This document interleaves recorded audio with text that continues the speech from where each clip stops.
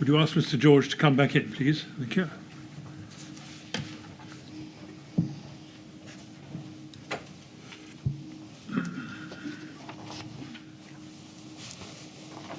Right, Mr. George, all ready to carry on? Yes, thank you, sir. Thank you very much. When you're ready, Mr. Kinnear. Thanks, sir. Excuse me, Mr. George, can we return to the question of shift patterns, and in particular paragraph 39 of your report, which we can find at LFB 000-32826/9. Excuse me. Now, if we look at the fourth line of paragraph 39, you said the following. Therefore, the current shift pattern does not allow sufficient time for an OM or AOM to deliver regular, meaningful training to their watch outside the main control room. A time period similar to strategic resource on a fire station is needed to achieve this.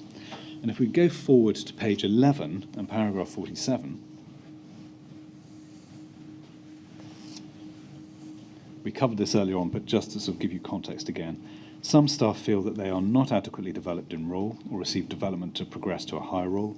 The review has identified that maintenance of skills training is ad hoc, not planned in a robust manner.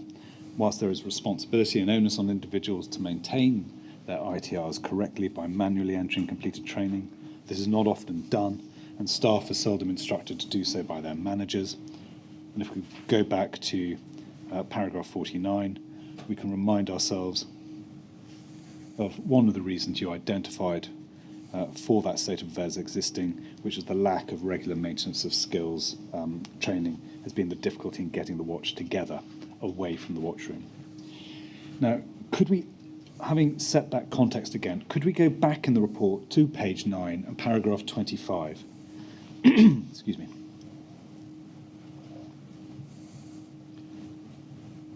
Paragraph 25, I'm sorry. Which is, sorry, it's in a separate, in the draft report, sorry, it's my fault, which is at LFB 000-838-73/9.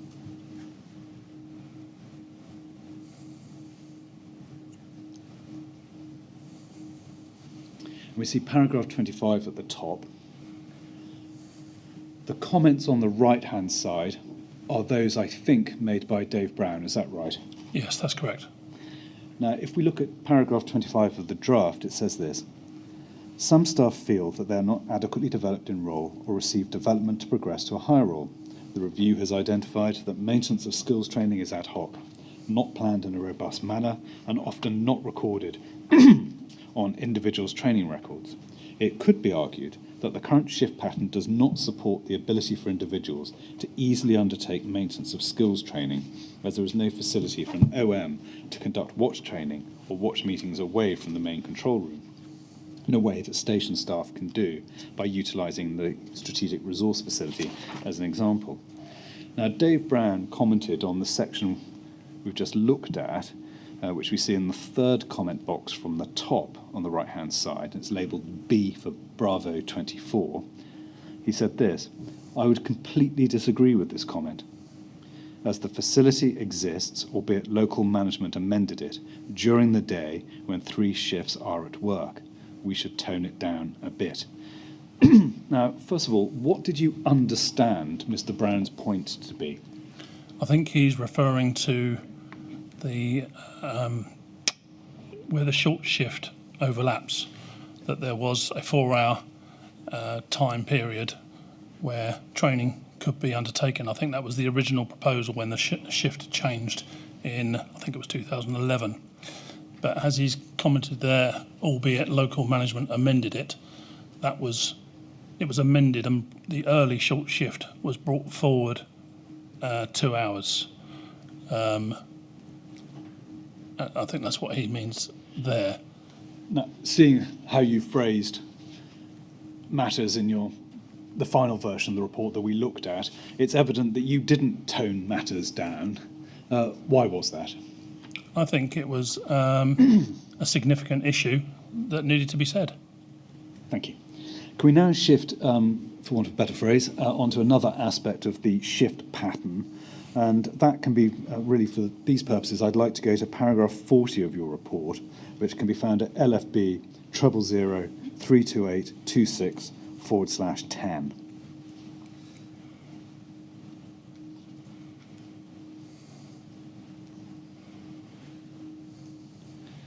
And we can see in the second paragraph, which is started with the word action, you recommended a discussion with staff side representatives to return to the original start time of the early short shift.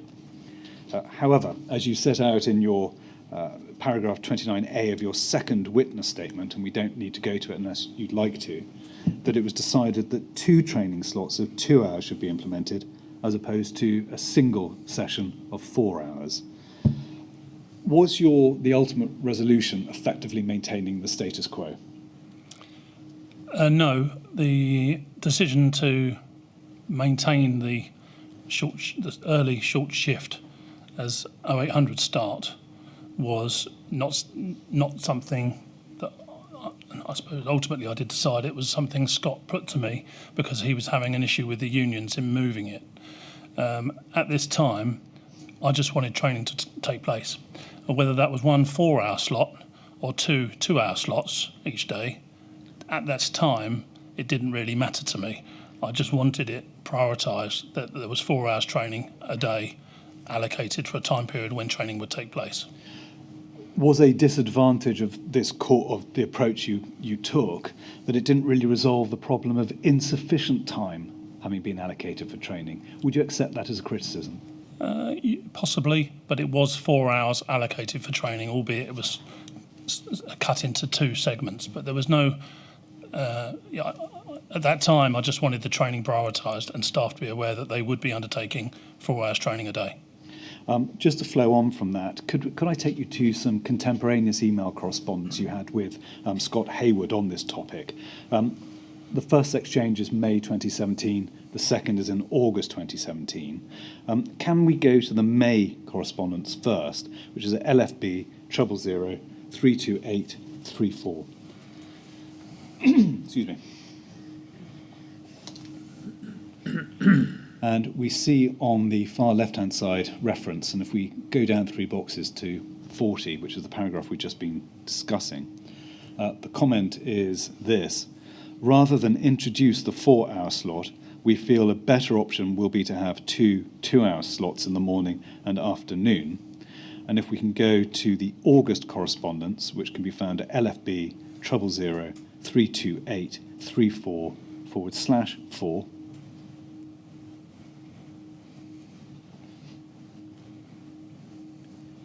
and if 40 could be expanded again, we see the comment there is this: having discussed this with the training team and operations managers, we agreed that it would be better to split into 2-hour blocks, no change to start times, complete.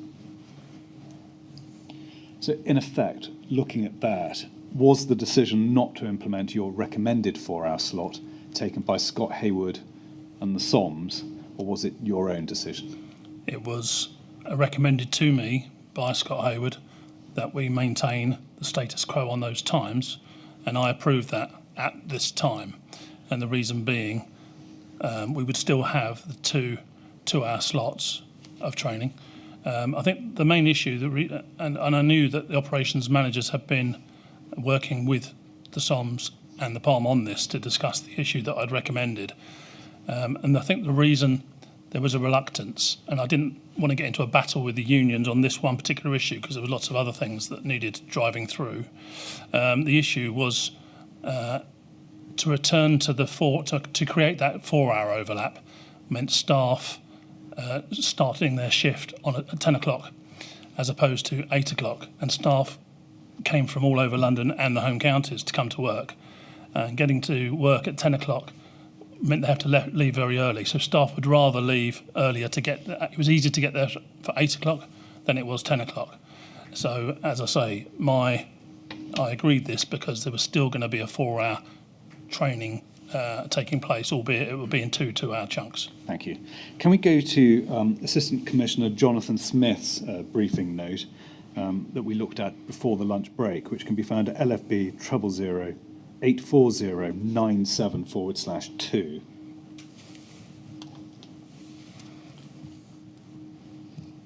And if we go to the final paragraph on that page and the end of the first line, we can see Assistant Commissioner Smith's conclusion that, and I quote, the entire provision of training should be considered as a corporate risk, close quotes. And could we stay in this document but go back or go to page 4 and the second substantive paragraph on that page, which starts with the words "in addition"? That sets out one of Assistant Commissioner Smith's conclusions in relation to training thus: the current use of the short shift is not facilitating the structured training as originally envisaged.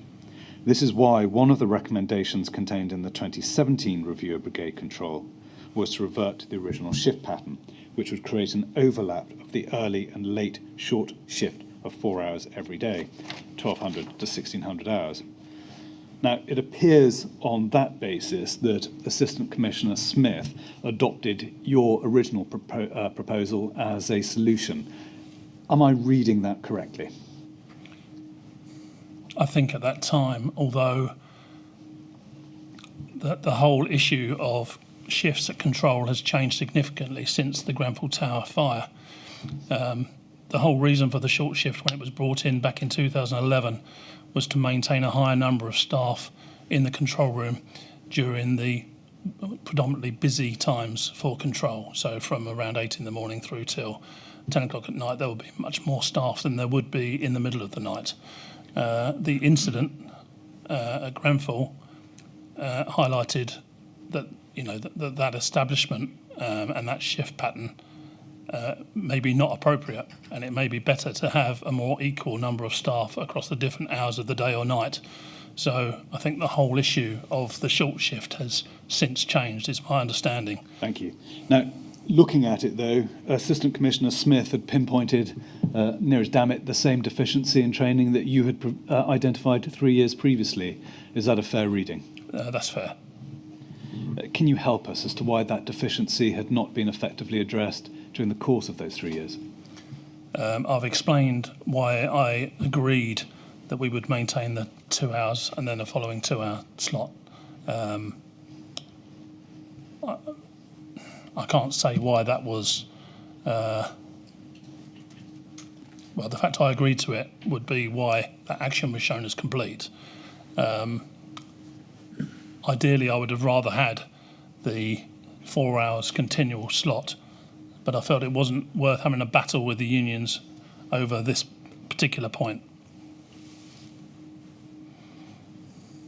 And was it the anticipation of problems with the unions that was a significant factor in your deciding to accept the 2-hour division that was proposed to you by Mr. Hayward? I think it was that led Scott to give me that recommendation that we stick with this. The unions within control were quite a strong and forceful group, and given the number of recommendations I wanted to see change, given the significant impact the rollout of Vision was having on control staff, I wanted to maintain a very healthy relationship with the unions. And practice or common sense suggested you had to pick your fights sensibly and prudently. Exactly. Could I now turn on to a separate matter, which is using Babcock to use easily accessible CBT training within Big Learning and to introduce new control-specific training where necessary. Now, one of your findings was that control should use Babcock to provide easily accessible CBT within Big Learning, which I think was the training package generally, and introduce new control-specific training when necessary. What issues had you identified which justified this recommendation? Well, the rest of the organisation, particularly the operational part of the organisation, was using Big Learning as a tool for carrying out particularly CBT type training packages, and I wanted to see control fall in line with that. And it's for that reason, rather than an active preference for Babcock over OST, that motivated that recommendation. Is that right? Yeah, OST trainers were very good, and OST trainers still had a role, but I felt that the CBT packages would be better suited falling within the Babcock contract and the Big Learning tool. Had you identified any particular deficiencies in OCT's provision that played a part in your decision that reflected in the recommendation? No, that was not part of my decision making, no. Could we go to your second statement, which is at LFB 000-83884/6? And if we could look at paragraph 29B again, and it's the second bullet point. You explained that in the event, training for brigade control that was to be delivered by Babcock was, to use your phrase, of limited value. And you go on to say, later at paragraphs 41 to 42, we don't need to go to, that the task-specific training would be undertaken by OST. So again, was that effectively a decision to continue as before? In terms of the very specific control training that required a considerable knowledge of the systems, and by systems I mean the vision mobilising system, the IX system, which was the integrated command and communication system, I think, and the gazetteer, which was another significant part of using vision. For that type of training, it warranted OST maintaining that training. Can I now turn on to another separate topic, and it's something we touched on earlier, which is the effective use of stars. Now, you identified in your report a problem with staff not using stars correctly, which had an adverse impact for the provision of training. Was there also an issue with the effective use of the STEP system, which is something you also referred to earlier, in relation to the record keeping of completed training? Yes. What was the nature and extent of the problem you identified? I think I touched on it earlier. So STEP was intrinsically linked to stars. STEP would effectively, on a fire station, there would be something called a training diary, which is effectively STEP. So the watch manager could plan for a particular firefighter, a number of firefighters to undertake some training. It would be there in advance. The training would carry out, and after it's carried out, you could click on that and confirm it had been done. It would populate immediately onto an individual training record. It was not possible to do that for control staff. Now, STEP was, in broad terms, the system used by LFB operational staff to maintain training records, is that right? Correct. And control didn't use, as you indicated earlier on, the automated STEP system, but kept their records manually.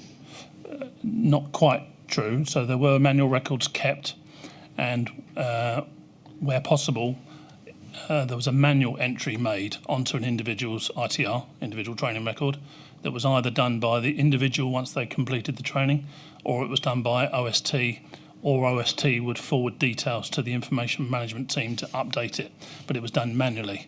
And was that manual element of the system the way it was done during your time as AC operational response? Yes. Now, the LACNOR board identified the need for controls training records to be aligned with, maintained and recorded on STEP as early as June 2010. Were you aware of that? Not specifically that, no. You say not specifically. Were you aware of that identification in general terms? No, I wasn't aware of that. Are you able to assist the panel as to why that recommendation had not been implemented, whether it's a result of knowledge you acquired during a time as AC operational response or later as part of your work helping the GTI RT? It was before that. So while I was carrying out my review, it became obvious and apparent that control had fallen behind, shall I say, in terms of the rest of the organisation, particularly operational staff who were using a system for planning and recording training very effectively. And I was astonished, really, that it hadn't been, in all of that time, adapted and amended and adjusted so that it worked for control. And we covered your assessment of the reasons for that earlier. Now, in his review, Group Manager Lindridge identified in January 2013 that STEP was not being used by the Brigade. And if we could look at Mr. Lindridge's review on this point, which is Action 16, he can be found at LFB 000-33943/14.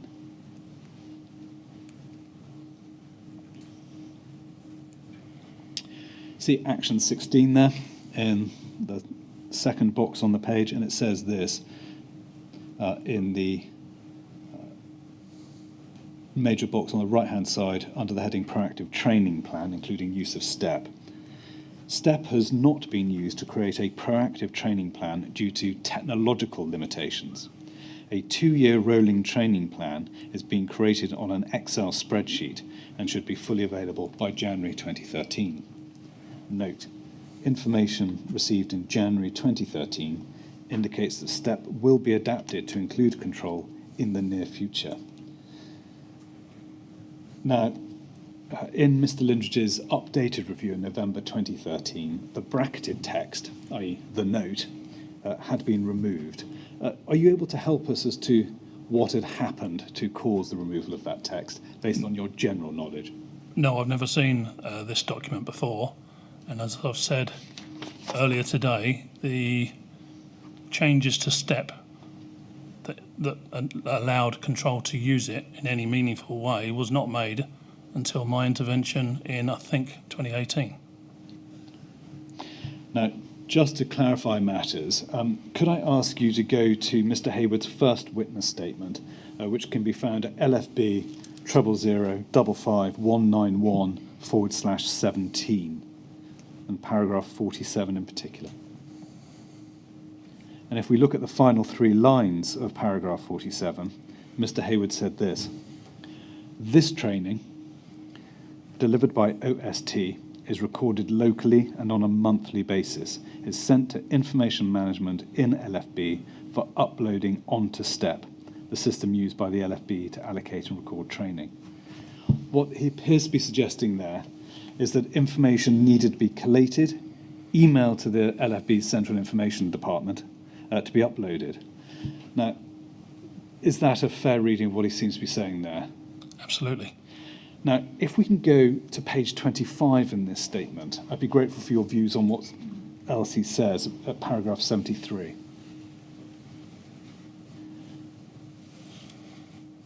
What Mr. Hayward suggests here is that control was able to access manually the STEP system. Now, my question arising from that, and bearing in mind your earlier answers, is this: did control have full access to STEP during your time as AC operational response, first of all? They had access to record training, but it was a manual intervention. Thank you. And was the need for manual intervention still required by the 14th of June 2017? Yes. From the lay perspective again, a system that relies upon the mechanism set out by Mr. Hayward appears to be haphazard and potentially prone to error. As a general observation, is that something you'd accept? Yes. What measures were in place, to the best of your knowledge, to mitigate the risk of haphazard and possibly erroneous entries? I think the ops managers were reminded of the importance to make sure that their training records for their staff were kept up to date. But as I say, it was a manual process. Could we go back now to the evidence of Assistant Commissioner Jonathan Smith, and in particular his witness statement, which can be found at LFB 00121171/11.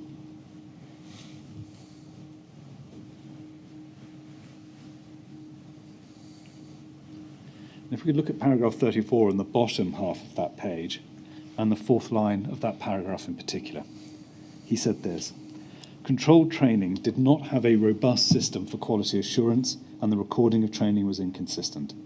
Despite some effective remedial actions being taken immediately following the Grenfell Tower fire, which include increased managerial ownership of on-watch training and a more consistent use of station diary, personal development, page 12, record and individual training records, further improvement was still required.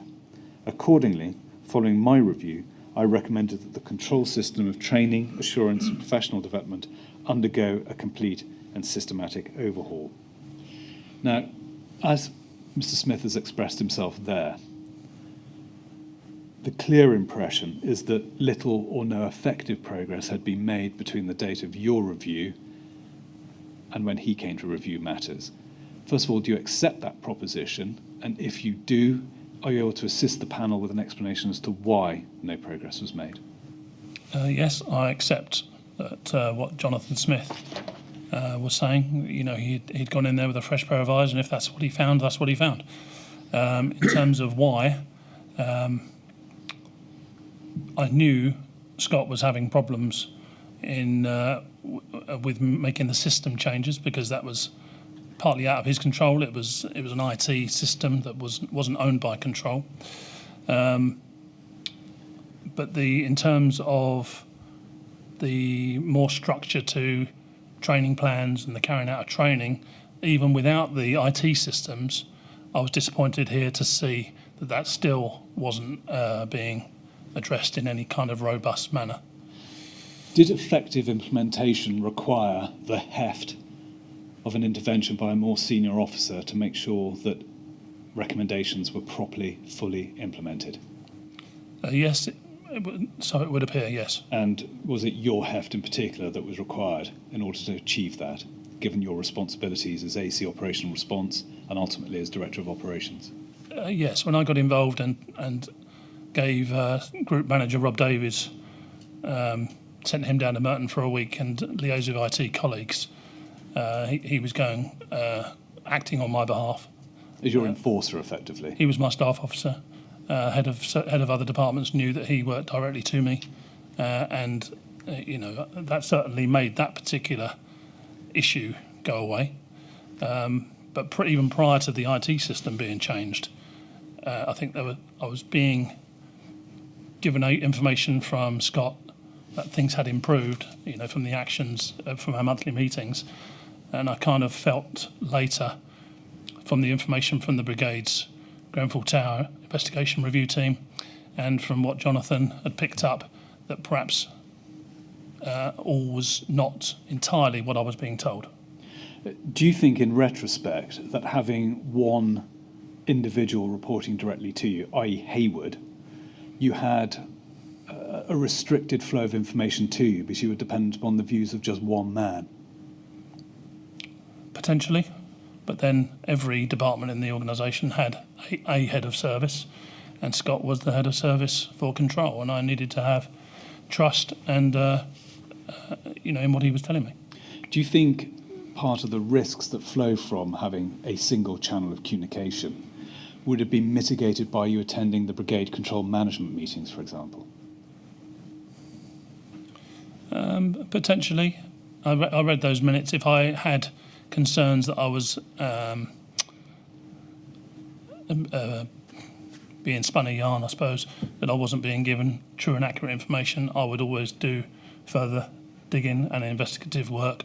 I could easily go to Joanne or Keith Diamond or Adam Crinion, because I brought in another senior ops manager, and I had even at CRO, AOM, OM level, any time I could go and have an informal meeting with any one of those staff. Who drafted the minutes for the Brigade Control Management meeting? There were 3 administrative staff based at Merton that dealt with all sorts of issues, property matters and the likes. I think probably one of them. Would those minutes have been approved by Mr. Hayward before they were circulated to you? I think probably so, yes. So effectively had control of that source of information as well? I think so.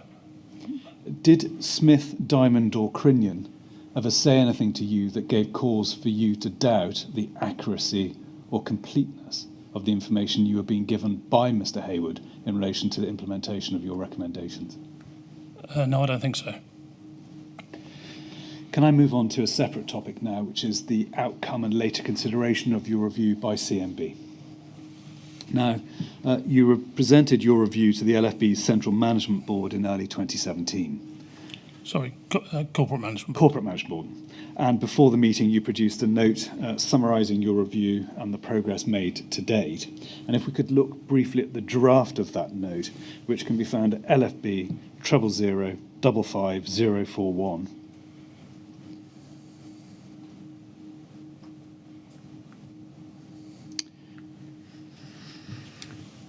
Just confirm that's the draft, I think. And if we go to pages 5 and 6. 5 first of all, please, which particularly dealt with training.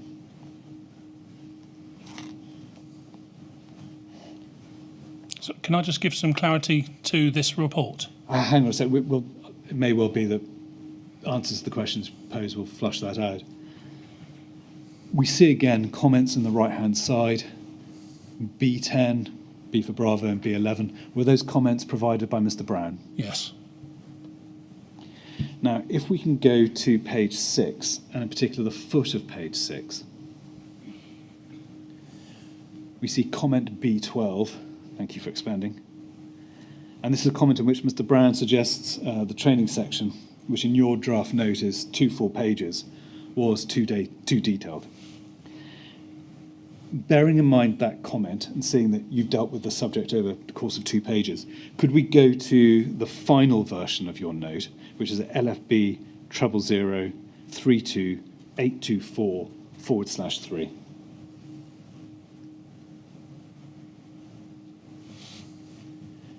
And here we see that the section of development and training has been curtailed markedly to about half a page. Now, given that the issues of training were important, you'd identified problems which at the time you weren't aware were chronic and systemic. Why were some of the significant issues you put in the draft not included in this final version? I'm afraid that would be a question you'd have to pose to Mr. Brown. What I can say is when I finished... Sorry, if I can just stop you there. Did he delete them or did you delete them? I would have deleted them based on the comments that you've just shown me in his track changes. Now, we looked in previous contexts when you're looking at paragraph 49, you didn't tone it down when you were considering the shift-related issues. Presumably, therefore, you accepted that you had put in too much detail in training. Is that the fair inference to draw here? I think I put in as much detail as I felt was necessary in my report of July 2016, and I was surprised that that report, as it was in July 16, wasn't presented to the Corporate Management Board. Commissioner Danny Cotton started as Commissioner in January 2017, and she requested that the outcome of my review was brought to the CMB, and that's where this report came about. You've helpfully led me up to what was going to be my question. Why the delay between July 2016 and February 2017 when it was finally presented to the CMB? That would have to be a question to Dave Brown. Put crudely, had he sat on it in the intervening period? I don't think he felt it needed to go to CMB. Did he say that expressly to you, or is that something you read into his words and actions? I think he did say that to me, yes. And did he give you a reasoned explanation for that? No, I was new into the AC position. He'd been a director or certainly operating at that level for a number of years. I'd never sat on the CMB, and if it was his decision that the report didn't need to go to CMB, then that was a decision that it was down to him. What would be the advantage of it being reviewed by CMB? It would bring to the attention of the other directors and the Commissioner the issues that I'd identified. Now, you made your presentation ultimately on the 15th of February 2017. In the intervening period, had Mr. Brown, to your knowledge, shown your report to anyone other than outside the department or anyone else senior in the LFB? Not as far as I'm aware. You received no comments or questions from anyone in the hierarchy? No. Did you receive feedback or any response at CMB about your recommendations insofar as they concerned training and in particular record keeping? Yes, I did the presentation on behalf of Mr. Brown, who was also there at the CMB, and I recall Commissioner Cotton requesting a further update in 6 months' time from that February. Can you remember, or do you know what prompted Commissioner Cotton to bring your paper to the attention of the CMB? No, I think she knew, as there was only 5 or 6 assistant commissioners, and one of them had been tasked solely with working at control, and one of their main tasks was to carry out a review. I think she thought it was surprising that the CMB had never been shown the outcome of that work. How did her surprise manifest itself? Sorry, I beg your pardon. How did her surprise manifest itself? What was your basis for you thinking that she was surprised that it hadn't been brought forward sooner? I don't recall. It might have been in a conversation that I had with Danny Cotton directly. Could we go to LFB 000-32829?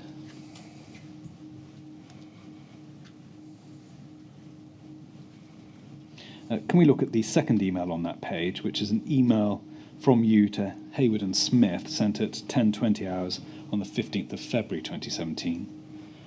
You refer there in the opening line to your assessment that the report had been received well, and you also said that the Commission had asked for a further update in 6 months.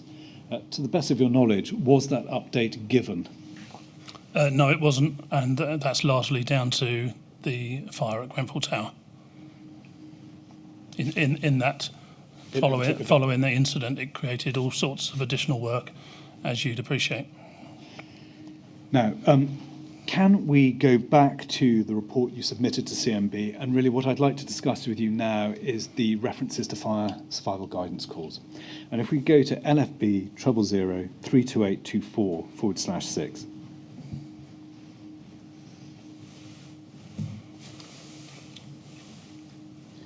Now, you say in paragraph 22 there this: a number of key improvements have already been made, including, and if we can look at the second bullet point, developing a stronger link with L&D, so that's learning and development colleagues, so that training courses are being more freely offered to control staff. Third bullet point, additional familiarisation training to all staff on NCC and fire survival guidance. Now, there is no reference to fire survival guidance in the main report. Why did you highlight FSG for the purposes of briefing CMB? Because I think in the 2016 period that I was carrying out the review, the only training I saw taking place was on vision and on fire survival guidance. So I think that's why it got highlighted here. Apologies, and on the NCC. What was the gist of the discussion you had with CMB on FSG calls generally? When I presented to CMB on this paper, I don't think, other than what you can see there, I don't think I was questioned any further on it. The reference in the third bullet point to additional familiarised training to all staff, I'm assuming, and please say if this is wrong, that it's to all staff in control as opposed to all LFB staff. Definitely. Thank you. Now, I'd now like to turn on to a separate and distinct topic, which is the work you carried out whilst you were based at control, so 2016 predominantly. And the first topic I'd like to discuss with you is training in its most general forms. Now, for this purpose, could we go to LFB 00113237?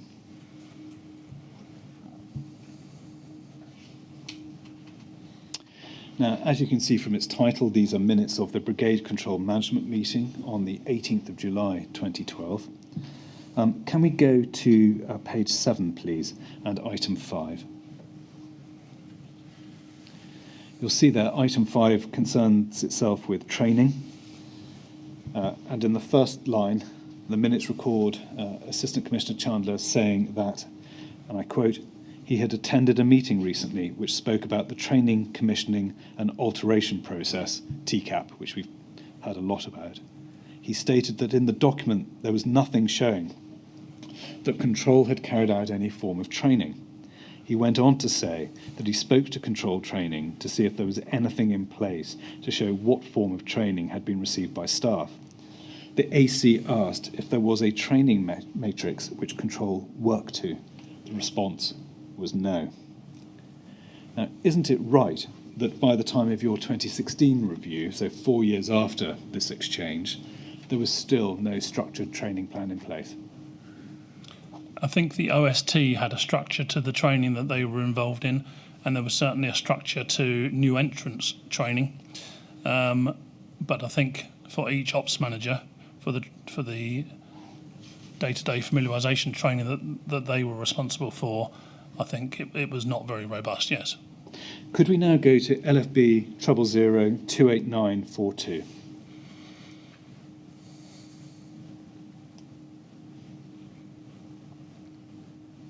You'll recall we looked at this earlier this morning, email from Dave Brown to Richard Chandler, and you'll see in the first bullet point at the top of page 2 that Mr. Brown asks Mr. Chandler to talk through the training plan for control. First question is this: did you ever see a copy of that training plan? No. Did Mr. Brown ever tell you that he'd asked Mr. Chandler to talk him through a training plan? No. Could we turn on to the particular topic of FSG training now? And for that purpose, could we go to LFB quadruple 01255/20?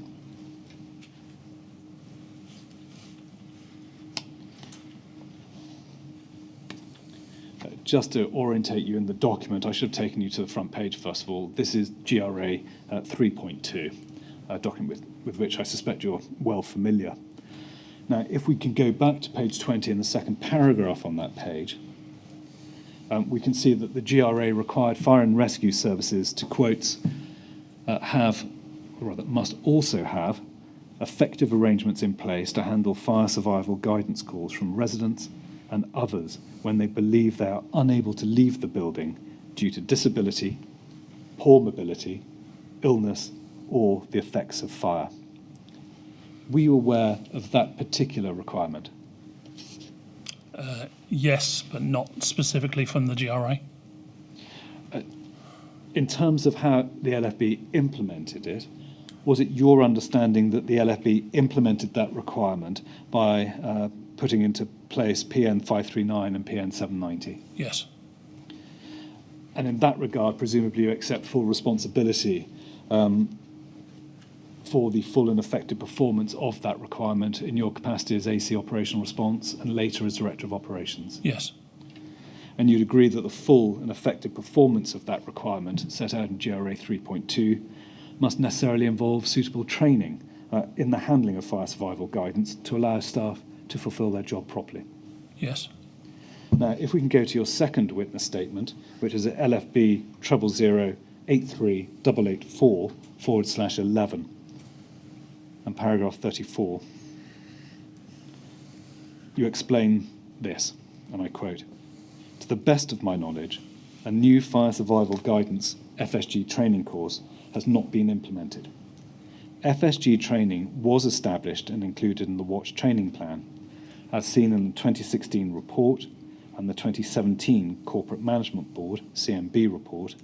FSG was not identified as an area for development, and so no further training was developed in relation to FSG." Can you help us, first of all, as to why FSG was not identified either in the 2016 report or in the 2017 report to CMB as an area for further development?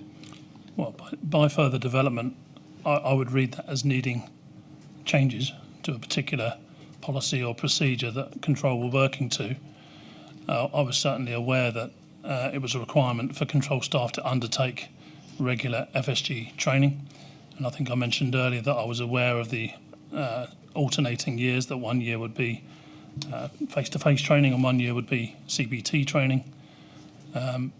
So I was not looking for development of FSG training. I wanted to make sure that the training was being carried out along with all other types of training. But within 2016, and I think it ran into 2017, I did witness firsthand that FSG training was taking place.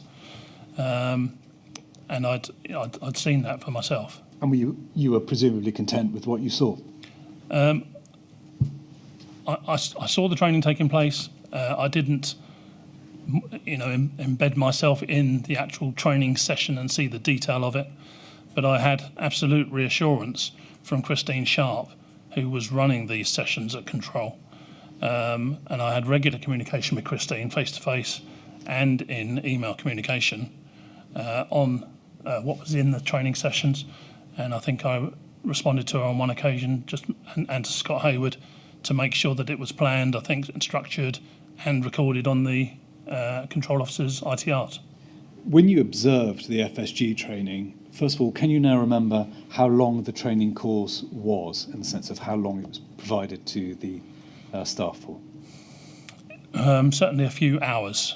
I know that because I looked out at my office window at Merton, looked out onto the area where the command units parked.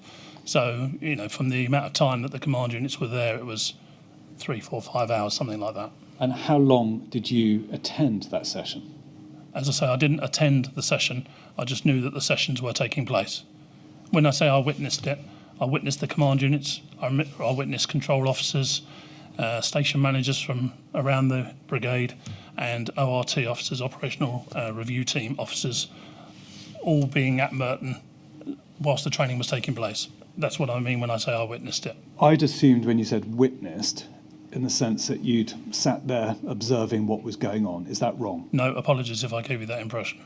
So when you say witnessed, does it amount to looking out of your office window and seeing the command units there and the relevant personnel that would attend an FSG training session? Is that what we're talking about? Yes, but on top of that, the information that Christine Sharp had shared with me, both face-to-face and in writing, on the structure of each session and the dates that the session were taking place.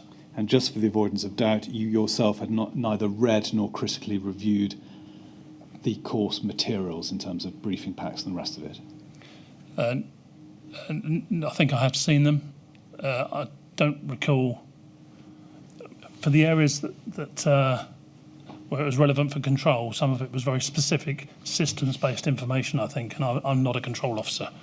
So the sole source, there are two sources, it would appear, for your views on the adequacy of FSG training. That is the extent to which you witnessed activity looking at your office window and what you were told by Chris Sharp. Is that right? And conversations with Scott Hayward and Joanne that the FSG training was taking place. Okay. And I trusted in them that it was carried out in a structured, meaningful way. We'll come on to your email exchanges with Christine Sharp in due course, but I just wanted to make clear the base upon which we understood you'd come to a view on FSG policy and training, or training rather. Could we look at LFB 000-52194, which are the agreed minutes of a Joint Secretaries meeting, which I think is the JCC meeting? Yes. Thank you. And held on the 16th of November 2016. We can see that you attended. You're the last attendee identified on the far left-hand corner under the heading Brigade. Now, your draft review of Brigade control was discussed, I think, with staff-side representatives. Is that right? Yes, I think it was discussed on a few occasions. And if we go to page 6 of this minute, I would like to look at the second paragraph under the heading point 49, which is in the top part of this page, which says this: advise the MTFA and FSG 2016 training has been completed for all those staff that were available, and 2 NE courses have been completed. Now, NE, presumably new entrant. Yes. MTFA, what does that stand for? That's Marauding Terrorist Firearms Attack. Thank you. Given there was no reference to FSG in the report, why was FSG training and the new entrance course singled out at this meeting? Can you remember? New entrance courses, I think, was identified in the report as certainly in the actions, I think, in terms of bringing establishment levels up.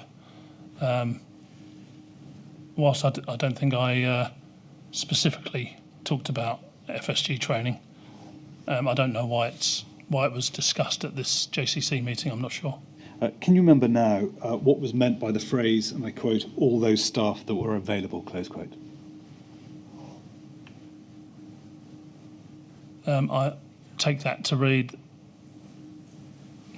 all staff that were on duty, that weren't on leave or off sick or seconded elsewhere. Yeah. What was the format of the training that had been provided? Were you able to assist us with that? No, the only FSG training that I'm aware of in 2016 was the command unit joint training that I've spoken about, and the MTFA training. I'm not sure, to be honest. Thank you. Can we go back to your 2017 report to the CMB, which we find at LFB 00 328 24/6.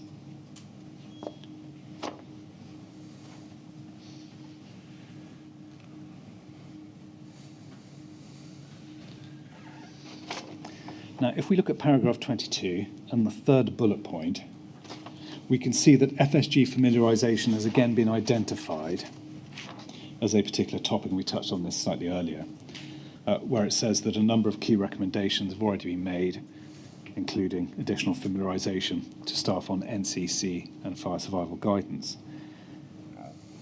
Again, the additional familiarisation is staff just at control, isn't it? Yes. Again, can you help us? Why was FSG training singled out here? I think it may be me that put this in because that's additional training that I witnessed, or it may have been passed to me by Scott Hayward. I'm sure when I put this report together for Dave Brown and then CMB in February, because it does have some updates in it that had happened since the July before, I'm sure I would have liaised with Scott Hayward on this. Now, can we come on? You've referred to it into earlier evidence. Can we come on to the FSG Command Unit workshops, which I think were coordinated or supervised by Christine Sharp, as you've indicated, and I think they were conducted in April 2016.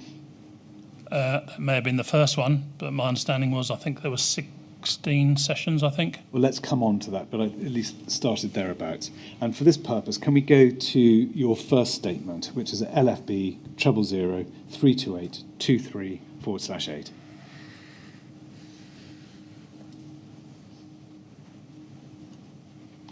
And if we can go to paragraph 32, and particularly at the foot of, which is at the foot of that page, and it says this: as well as having several meetings with AOM Sharp between March and November 2016, I received several emails from her providing me with updates specifically on FSG training.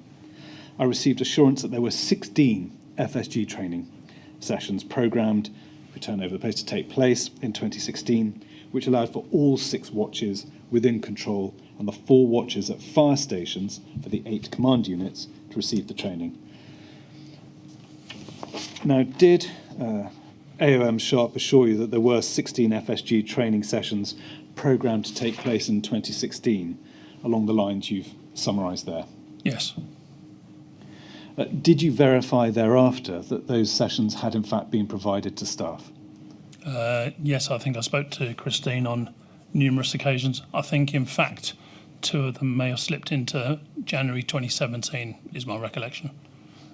Now, we can go to it, but you say in your first statement that you didn't look at the detail of what had been covered in the FSG training. You've also said in your second statement that you did not have direct knowledge of the training courses or their implementation in 2016 and 2017, evidence which you've confirmed today. That leads to this question, which is, as the person who is ultimately responsible for the effective training in relation to FSGs, wasn't it both necessary and beneficial for you to have acquired an understanding of how CROs and supervisors were being trained about how to handle and what to say during the course of FSG calls? I had to have faith in my staff, and I put my trust in the Principal Operations Manager for control, that was taking place. Could we go to LFB 000 35421?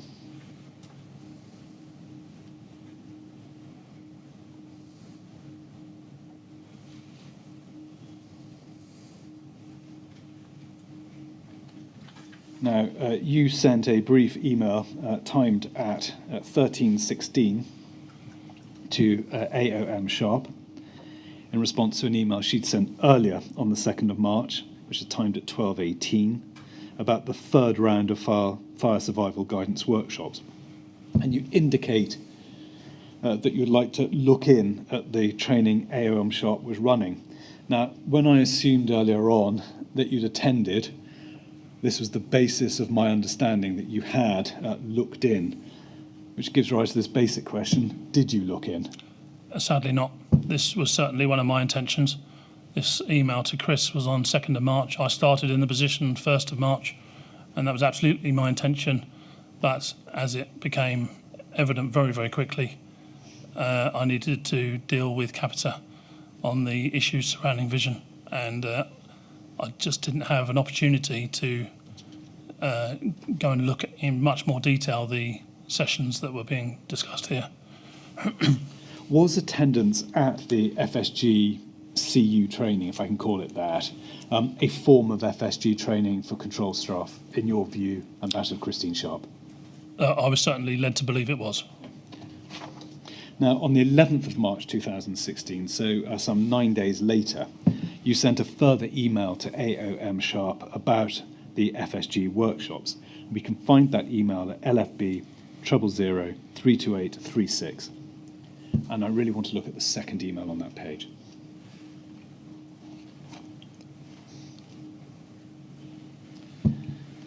Now, in the opening sentence of that second email,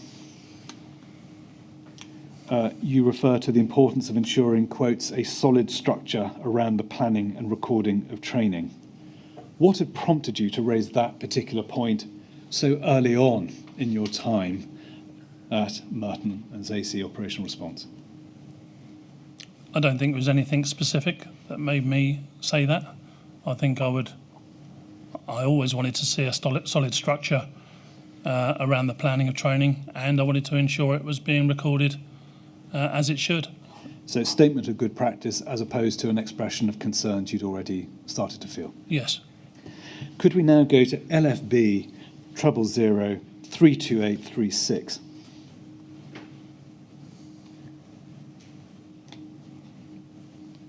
And if we look at the top of the page, see an email from Chris Sharp, 14th of March, timed 11:35, and she'd emailed you to confirm her conversation with you that morning. And she wrote in the second line this: all command units are instructed to enter their workshops in their station diaries.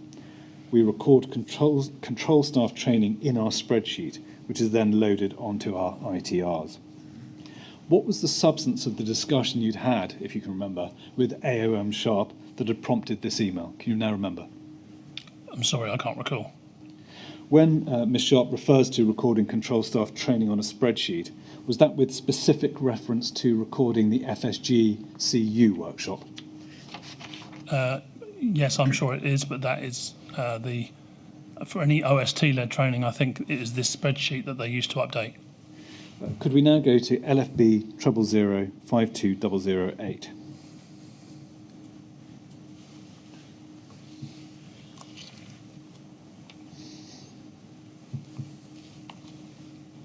Now, on the 5th of April, you sent an email to a number of individuals within the LFB under the subject familiarisation for senior officers. The paragraph of the email that is numbered 1 discussed AOM Sharp's FSG training, which you describe in the second line of that paragraph as being, quotes, primarily for control staff. If the training was primarily for control, why were you seeking help from the operational side of the LFB? Can I just review this? Yes, I haven't please do. seen this.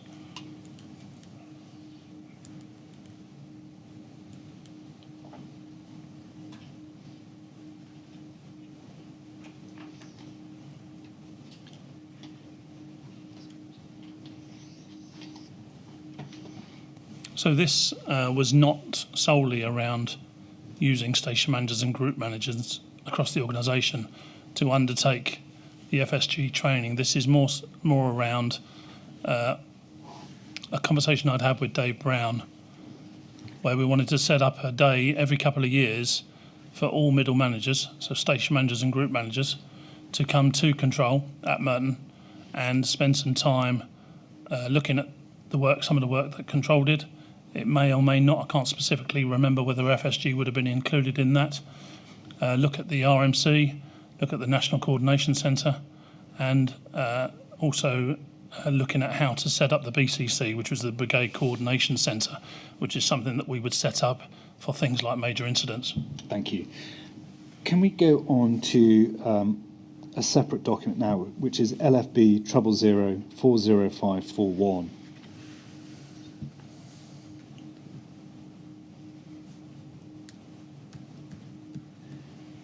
These are minutes, as their title indicates, of an operations review team meeting on the 11th of January 2017. If we can go to page 2, you'll see the second subheading under item 4 is JOS FSG training. First of all, JOS stood for Joe Smith, presumably. I'm assuming so. I'm not sure why the small O's there. It may be that someone else was there with similar initials. Now, Joanne Smith reported in the second bullet point, assuming it's her, that the FSG training was, quotes, too focused. It is Joe Smith, I should say, if we go back to page 1, but we don't need to do that. Was too focused on CU and control just facilitating, and that scripts would be rewritten. Now, would you agree that that comment suggests that even if FSG CU training was intended to count as training for control staff, it had not been wholly effective? If that statement is accurate, that control are just facilitating, yes, it would be accurate, and I'll be very disappointed. That's not the picture I was painted. Thank you. Could we now go back to Mr. Hayward's table of percentages of FSG training completion, which we can find at LFB 000555191/26.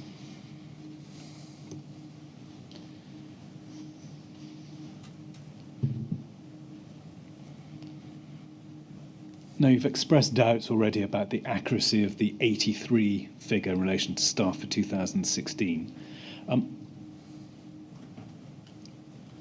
Is that undercooking the number of staff, or is it overplaying it? Under. Under. There was just over 100 staff, I think. Do you have any reason to doubt that the total number of staff trained was 38? I don't recognise any of these numbers. I do know for fact that 83 was well below the total number of staff, which is why I wouldn't have any faith in any of those numbers. Would you have scrutinised the relevant training records to allow you to form an informed view of the number of staff who are undertaking FSG training? Sorry, can you Yes, good. You don't have any faith in these figures. And what I'm trying to establish is on what basis you would have reached an informed view of how many staff undertook FSG training in, say, for example, 2016. In 2016, I think the only did you say specifically FSG training? Yes, this is only concerned with FSG training. I think in 2016 the only FSG training was that was taking place with the command units. But on the basis of, other than instinct, there's no detail in terms of documents or anything you can refer us to cause you to doubt the number of 38 staff being trained on FSG handling as is set out there. No, nothing that I can think of other than I'm sure OST would have an exact record of how many staff had been trained that year. Let's give Mr. Hayward the benefit of the doubt that it is 38. If the total number of staff was 100 plus, then the percentage of staff being trained is even worse than Mr. Hayward indicates, isn't it? I would agree.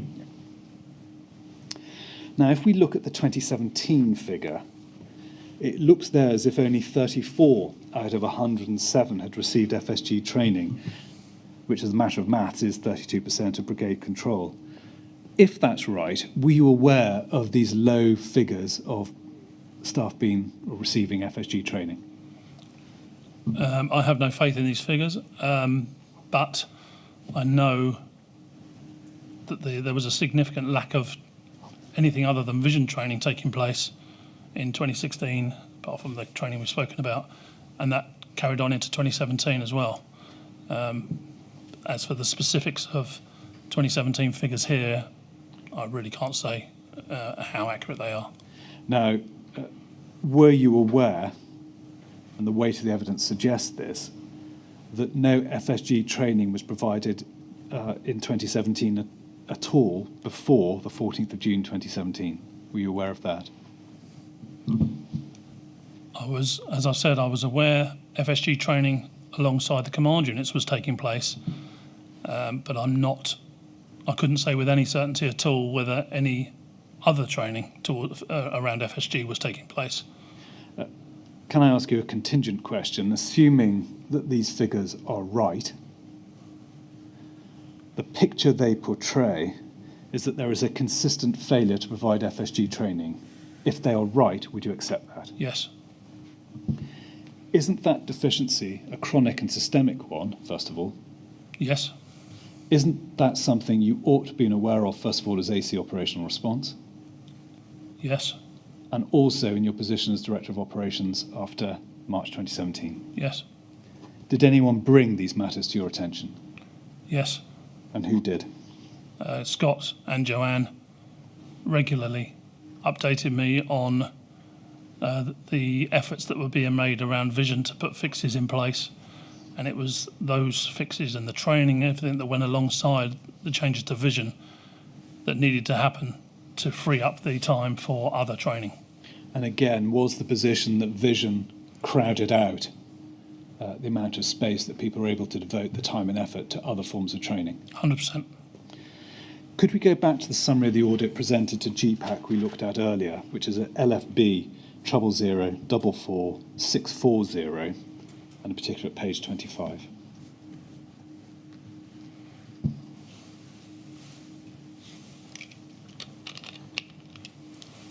Now, you'll recall in the third column from the left at the foot of page 25 and turning over to page 26, the auditors, or the authors, identified a potential risk arising from a failure to effectively monitor receipt of FSG training.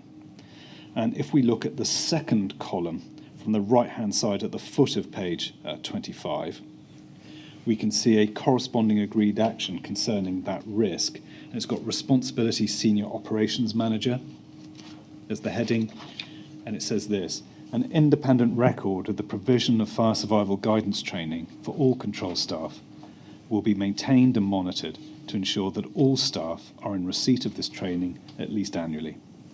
A monthly report will be produced by OST providing the annual FSG training update, and we will be directing OMs to notify the training team if individuals are nearing their annual refresher, so we can get them on a refresher course. Did you ever see the monthly reports referred to there? No. Were you aware that that was an arrangement that had been proposed to GPAC? No.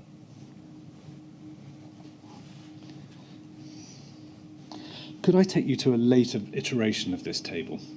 LFB 000-59597 and page 2.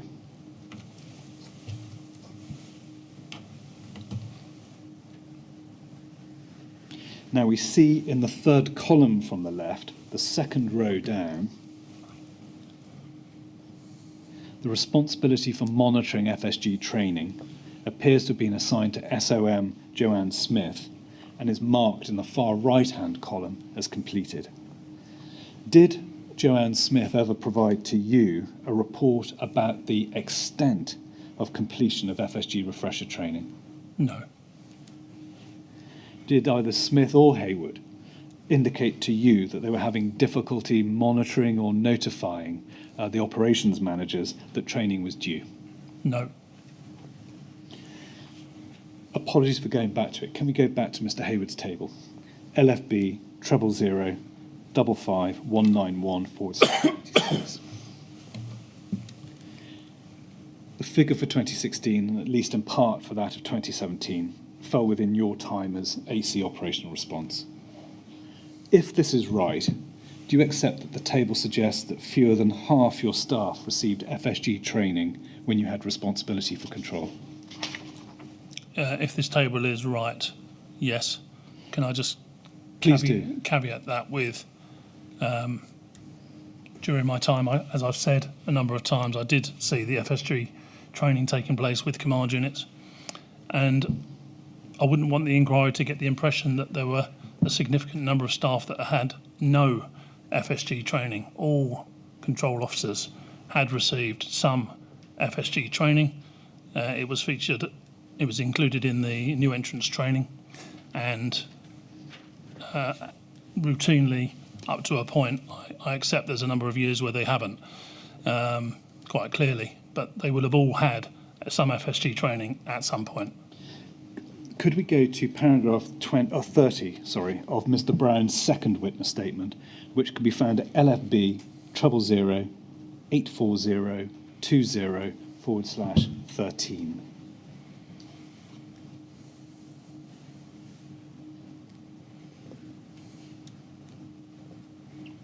Now, in that paragraph, Mr. Brown said this: Scott Hayward made me aware that when there were occasions when FSG refresher training was not being delivered in accordance with agreed timescales.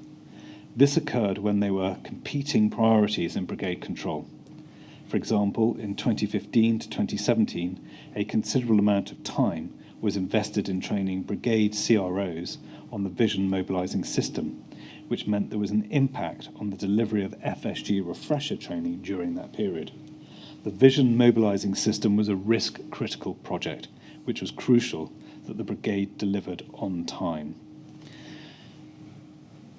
Now, there may be an extent to which you can't help us on this, but that paragraph suggests that Hayward was reporting directly to Dave Brown during your time as AC Operational Response.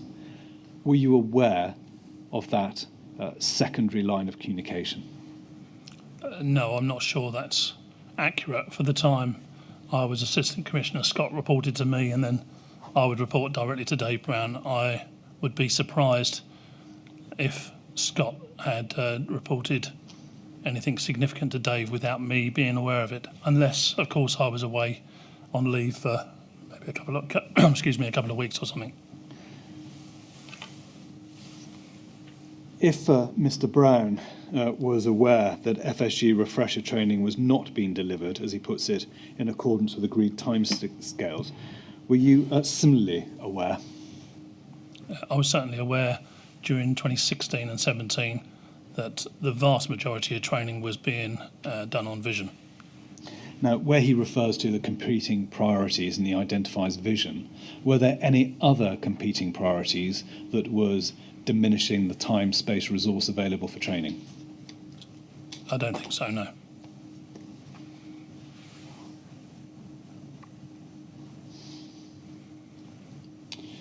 Could we go to Mr. Hayward's second witness statement, which can be found at LFB 000-86213?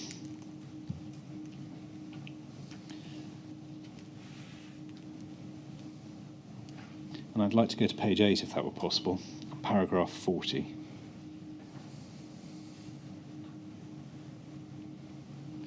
He's discussing here, as you can see, FSG refresher training. He says in the second sentence this: I did raise concerns about increased workload OST were taking on over this period and asked whether we should consider outsourcing training in order to bring control into line with the operational training being delivered by Babcock. Do you recall Mr. Hayward raising, at least with you, a concern that OST was overstretched? Yes, and I think I agreed to maintain the OST establishment at a higher number. I can't remember if that was a permanent or temporary thing. I think I increased it to 6 AOMs. Did you or Mr. Hayward investigate the effectiveness or the practicalities of Babcock taking over responsibility for training from OST? Yes, we did consider that, and we met with, I think it was Peter Groves, who was head of Brigade training, and I think Angela Hale, and possibly Jackie Adams-Benito. All three of those were from the Brigade's training department. And in broad terms, what was the upshot? The decision was to, apart from CBT type training and some more generic courses, Babcock were to deliver those, but the specifics around training new entrants and some of the more system-based training that needed to take place for control officers, that would remain in-house. Presumably because that's where the expertise and knowledge lay. That's correct. I think the long-term view, certainly my long-term view, would be that once vision had stabilised, we would push for all of control training to go into, apart from the day-to-day training, to go into the Babcock arena. Now, in her own witness statement, and we can go to it, LFB 00121219/22,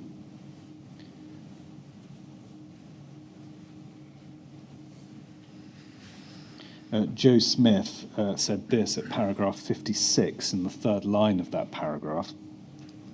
Upon my return from CFOA in 2015, I asked for a list of which control members had FSG training outstanding. Now, Ms. Smith returned from her secondment in January 2015. After her return, did she raise with you any concerns that control staff were not receiving their refresher training on FSGs? I wasn't in control when she returned. I came into control about a year after she returned, but no, the answer to your question is no. All these questions relate to your time in control. I'm not asking you to speak to time you were not. Thank you. Now, if we can go to questions now about the vision system, and if we go back to your first witness statement, which is LFB 000-328-23/11.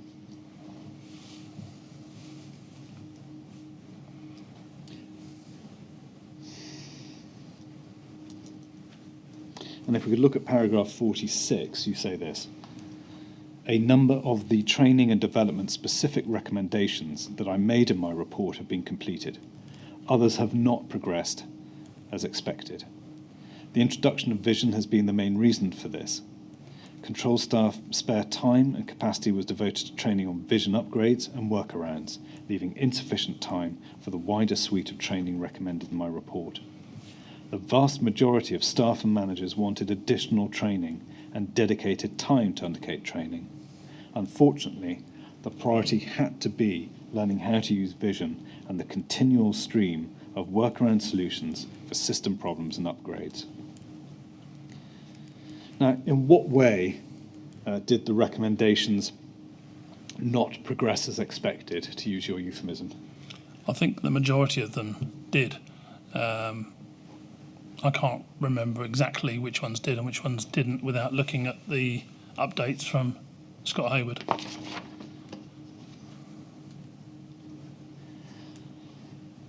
What steps did you investigate to see whether there was a workaround to prevent vision basically consuming all the time and resources that would otherwise be devoted to other aspects of training? Sorry, can you rephrase the question? Yes. What did you look to do to try and prevent or mitigate the consequences of vision crowding out other time and resources devoted to training? It was extremely difficult just because the sheer volume of work to try and fix and overcome issues with vision. And that was our priority, to deal with that. And it was taken to a very high level in terms of meetings with Capita. Thank you. Can I go on to a separate and distinct topic now, which is the reviews and other considerations that took place after the Grenfell fire?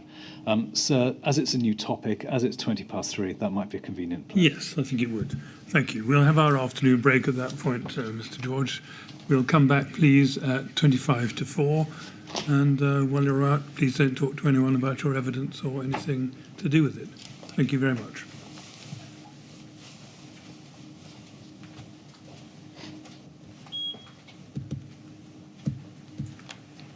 Thank you very much. 4:25. Thanks, sir.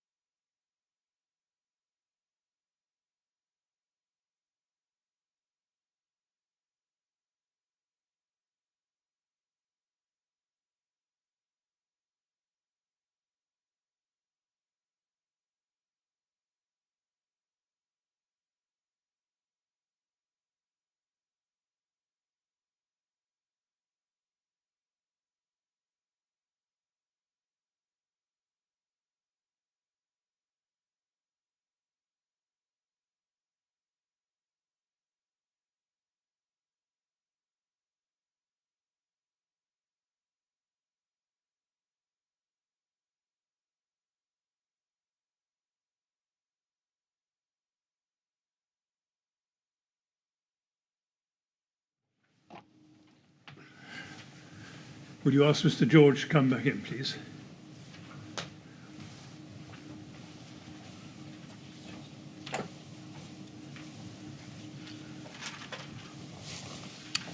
All right, Mr. George. Yes, thank you, sir. Right, thank you very much. Yes, Mr. Clare. Thanks, sir. Mr. George, we're about to turn on to the post-fire report's recommendations. Now, as we've touched on, Assistant Commissioner Jonathan Smith was recruited by the LFB, and in 2019 he reported on control. Now, as you've indicated, he was an external appointment from Hertfordshire, I think I'm right in saying. That's correct. And when he joined the LFB in 2019, you were then Deputy Commissioner, and I think you were his line manager, for want of a better phrase. That's correct. And it was you and Commissioner Cotton who instructed him to carry out, quotes, a root and branch review of control. Is that right? Yes. Now, could we go to LFB 00121171/9? Now, this is Assistant Commissioner Smith's witness statement. And if we go to the second sentence of paragraph 24, he said this: "As I was new to the LFB and had no previous involvement in the Grenfell Tower fire or the actions taken by the LFB following the fire, it was felt that I would be able to bring an objective perspective to this review." Was it your view that a newcomer's objective eye was what was required? Yes. Now, while your own review and that of AC Smith identified many of the same deficiencies, there are some differences between the two documents I'd like to explore with you this afternoon. Now, if we can return to AC Smith's report, which can be found at LFB 000-84097/5.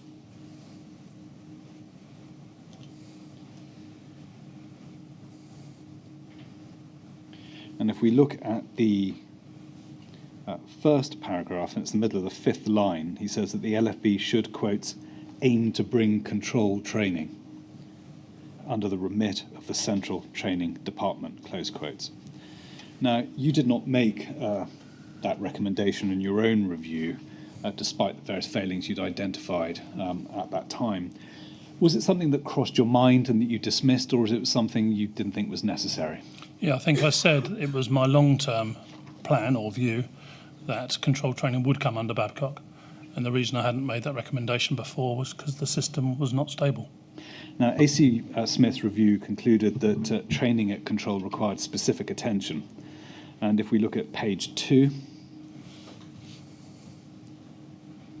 and the final paragraph at the end of the first line, this is something we've looked at before, the entire provision of training and assurance should be seen as a corporate risk.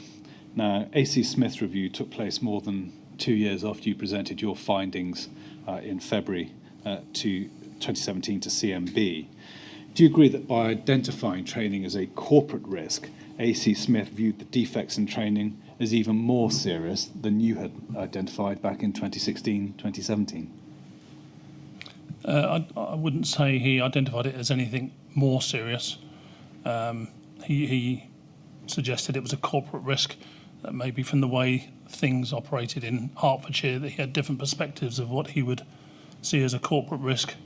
But I think certainly the issues he raised were significant, as were those that I raised. Now, you've said that you monitored Scott Hayward in relation to the implementation of the actions following your review, both as AC Operational Response and later as Director of Operations.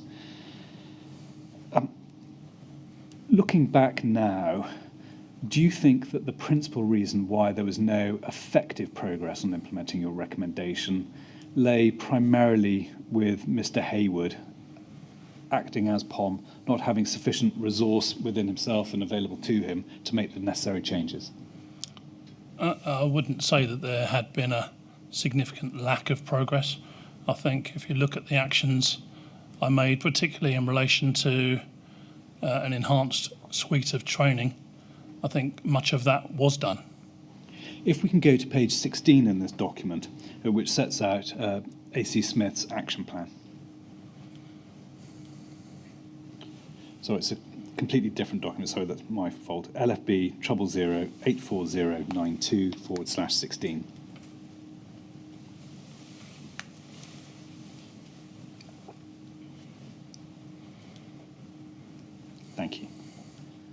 And if we see here, medium-term actions, item 2.6, AC Smith proposed the introduction of the development and maintenance of operational professionalism, DAMOP, framework and process, and its application to control.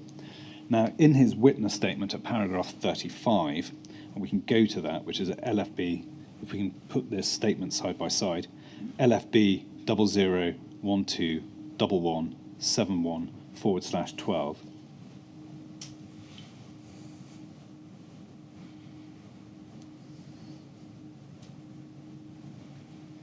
We see paragraph 35, and it's the end of the third line. AC Smith stated this: DAMOP provides all control room staff with a framework to deliver cyclical training on the knowledge and skills required to maintain their role-related competence in 8 core areas. Those areas are FSG, major incident, emergency advice, secondary mobilising system, radio communications, systems, and call handling. Now, DAMOP had been in existence, I think, since 2006. Can you help us to why it hadn't been introduced into control before 2020? No, DAMOP was a policy for station-based staff. I think just prior to Jonathan Smith starting, there was discussion. I think I had discussion with Peter Groves and the training team because there was a development of the whole of the DAMOP policy was being rewritten, and I expressed my desire that control should fit into that, as well as specialist officers as well. So phase 1 of the DAMOP review, which I think it was a two-year project, the first stage was for the firefighters and operational staff, and the second stage was going to be for control staff and specialist officers. And what did you see as the advantages of the application of the DAMOP process to control? Well, I'd seen it firsthand for station-based staff. It laid out very clearly what the expectation was for staff in terms of training. Thank you. Can we put both of those documents down and turn up AC Smith's review, which again can be found at LFB 000-84097/2.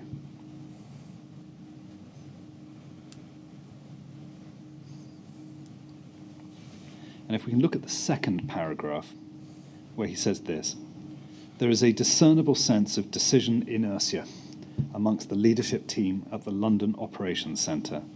Lack of direction, coordination, and a visible presence have been notable themes brought to my attention. Do you accept that criticism of control? Yes, and as I've said, prior to Jonathan Smith starting, I made the Principal Operations Manager position a redundant position, and I decided that an Assistant Commissioner would be more appropriate. Were those themes or problems matters which you'd identified during your time, either as AC Operational Response and later as Director of Operations? Later as Director of Operations, yes. Why do you think the themes were more obvious to you when you were one step removed from control than when you'd been in more direct supervision, indeed based at Merton for a large part of it? I think it was more that the time I was at Merton, Scott Hayward's almost sole focus was on vision. And once that had been sorted, other problems came into sharper relief. Is that a fair summary? That's fair. And after the Grenfell Tower fire, other issues were brought to my attention around control, which I was not satisfied with. Could we go back to AC Smith's statement, which can be found at LFB 00121171/10?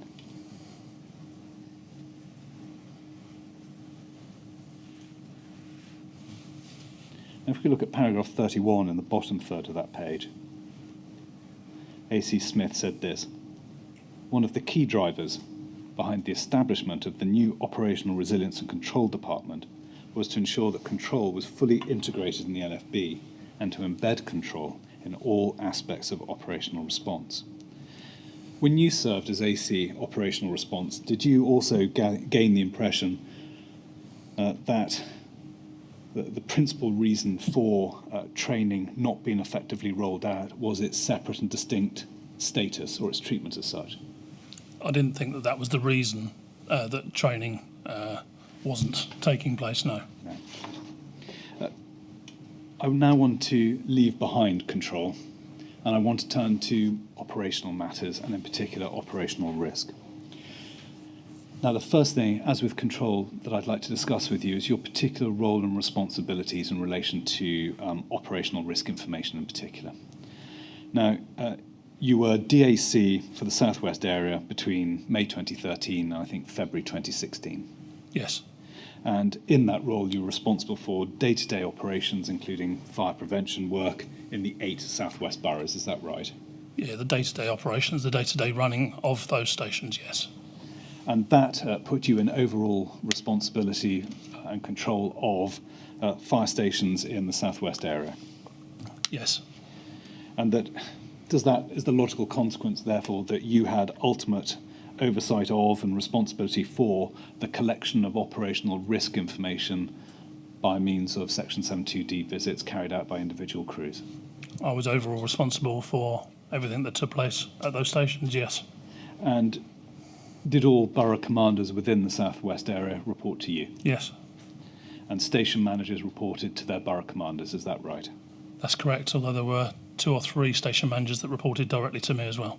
And Southwest area included the North Kensington station, is that right? Yes. Now, in relation to your later role as Director of Operations, we've heard from Mr. Brown during Module 5, what the nature and particular responsibilities of that role were. Now, in summary, it seems to entail overall responsibility for the LFB's operational functions, ultimate responsibility for the management of all fire stations, and ultimate responsibility for discharge of the LFB's statutory duties under Section 7 of the Fire and Rescue Services Act 2004. Is that right? Yes. Now, can we look at the process for the collection of operational risk information, so essentially discharging the obligation under Section 72D of the 2004 Act? Now, am I right to understand that the principal means by which the LFB discharged its obligations under 72D was via visits conducted by crews? That's correct. And the completion of premises risk assessments based on information collected during those visits in accordance with the provisions of PN 800. That's correct. And the information collected in these visits would then be recorded in the operational risk database, is that right? If the premises risk assessment PRA was above, I think it was 150. That's right. Now, we heard from Mr. Brown that the Brigade's practical expectation during his tenure was that all high-rise premises would be recorded on the ORD. Was that also your understanding? After a period of time, yes, that was my understanding once the change had been made in about 2013-14, yes. And when you say a change had been made, can you help us? What was that particular change that you're referring to there? So one of the actions post-Lacanau was to create an inspection regime targeted at high priority buildings, and it was that particular action that I worked on along with the other 3 area DACs to produce a method for stations and station managers, borough commanders to use, so they had a way of prioritising the visits to take place in their areas. Thank you. Now, the next topic I'd like to discuss with you is the operational risk database entry for Grenfell Tower itself. And I'd like to have the benefit of your experience as the area DAC to comment upon it. Now, the ORD entry can be found at LFB 0003116.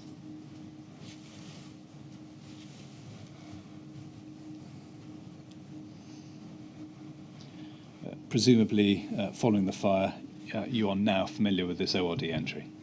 Unfortunately, yes. I'm sensing, giving that answer, that you're probably going to agree with me what its principal deficiencies are, but just for the avoidance of doubt, I'd like to take you through them. First of all, there were no plans of the tower, despite the fact that the then station manager had noted that plans are required for the MDT. Is that right? That's correct. Excuse me, that's correct. The only photograph of the tower was a small aerial image which gave no information about the building or access to the building. Is that right? That's correct. If we turn to page 7, we can see the photo that was provided. Thirdly, the incorrect number of floors was recorded. 20 floors is stated on page 3 under hazards. Is that right? Yes. And fourthly, under the heading Tactical Plan on page 4, the subheading Operational Contingency Plan contains simply the blank box dated the 30th of October 2009. Is that right? Yes. Now, Dave Brown told the inquiry that that is not the standard of entry that he'd expect. Would you agree? Totally. Did you have a view, or do you have a view, either given your experience as the DAC for the Southwest area or as a Director of Operations, about the effectiveness of LFB's 72D visits as a way of identifying and recording relevant operational risk information? I would have to say that this particular entry for Grenfell Tower is not the standard, certainly not the standard we expect, and nor is it the norm. The majority, in fact all of the entries I've seen for other premises have been more effective and give more information than what I've seen here. So this is a particularly poor example? Totally.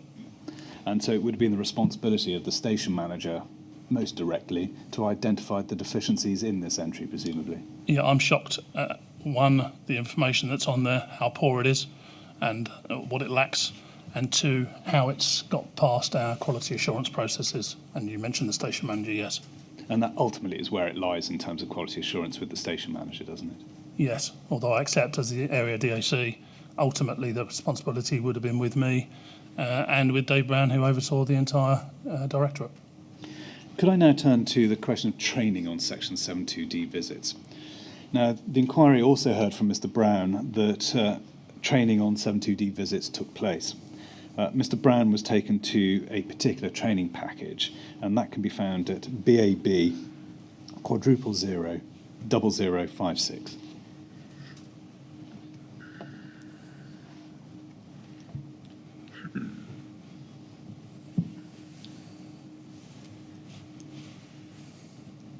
Is that package familiar to you? I'm aware that there was a Babcock 72D visit package that covered PN 800, but I can't say that I've actually undertaken that training myself. Thank you. Now, to put this in some form of context, Mr. Brown thought that training was likely to have been the same training package that was referred to in an edition of Operational News 24, which was published in March 2013. Now, Mr. Brown was taken to the associated TCAP form for this training package, which appears not to have been signed off, i.e. there's no signature where you'd expect the signature to be. Mr. Brown, however, considered that, notwithstanding the absence of an express sign-off, that the training was still delivered to staff. To the best of your knowledge, are you able to assist the panel as to whether the training package that we're looking at here was in fact trained out to staff?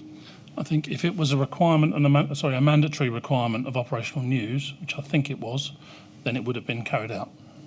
Do you know whether it was provided to all operational staff? The operational news was certainly for all station-based staff. There were sometimes some elements for senior officers, and more recently there were elements for control staff. Now, Watch Manager Dean Ricketts, I don't know whether it's a name familiar to you, but he was based at North Ken. The name's familiar, but at the time of the fire, and he carried out Section 72D visits at Grenfell Tower. Now, he said that he had never received training on 72D visits. Now, taking that evidence, that tends to suggest that if training had been provided, it wasn't wholly effective. Is the Ricketts experience something you've experienced elsewhere in your experience, either as the DAC for the Southwest area or indeed higher up in the LFB?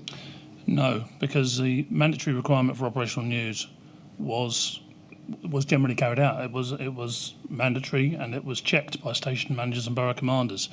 And even if an individual had not been at work on that particular date that the watch was carrying out that training, because of the way the STEP system worked, as I've explained, a watch manager would tick the individuals that had undertaken that training and then update the ITRs. If an individual hadn't been there, they would be left as outstanding, and then when the watch next come on duty, it would be flagged up to the watch officers that that particular individual hadn't undertaken that training because they'd been on leave or they'd been sick. So, and it wouldn't clear until a tick had been put against that individual. So no, it was not commonplace for individuals not to do mandatory training. When you were DAC for the South West area and later when you were Director of Operations, did you have any cause for concern that crews were not aware of what Section 72D visits were meant to cover and how best to carry them out?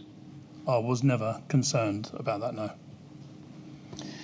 Now, we've touched on it earlier, and that's quality assurance of ORD entries. We heard from Mr. Brown that there was a process to monitor the quality of ORD entries, and he relied upon service standard support officers who would carry out annual audits of how well stations recorded the relevant information. Now, is that consistent with your understanding that it was via Service Standard 7 and the service support officers that function of auditing quality assurance was carried out? Yes, certainly once the service standards were published, and there was 11 service standards in total. As you said, Service Standard 7 was for operational contingency planning. But once all 11 service standards had been published, what went hand in hand with that was a number of different types of quality assurance checks. And I think there were 3 or 4. And it was those quality assurance checks carried out by the service standard support officers that provided the organisation with that quality assurance role. And are you able to help us with how those audits were carried out, or is that a level of detail that you don't have?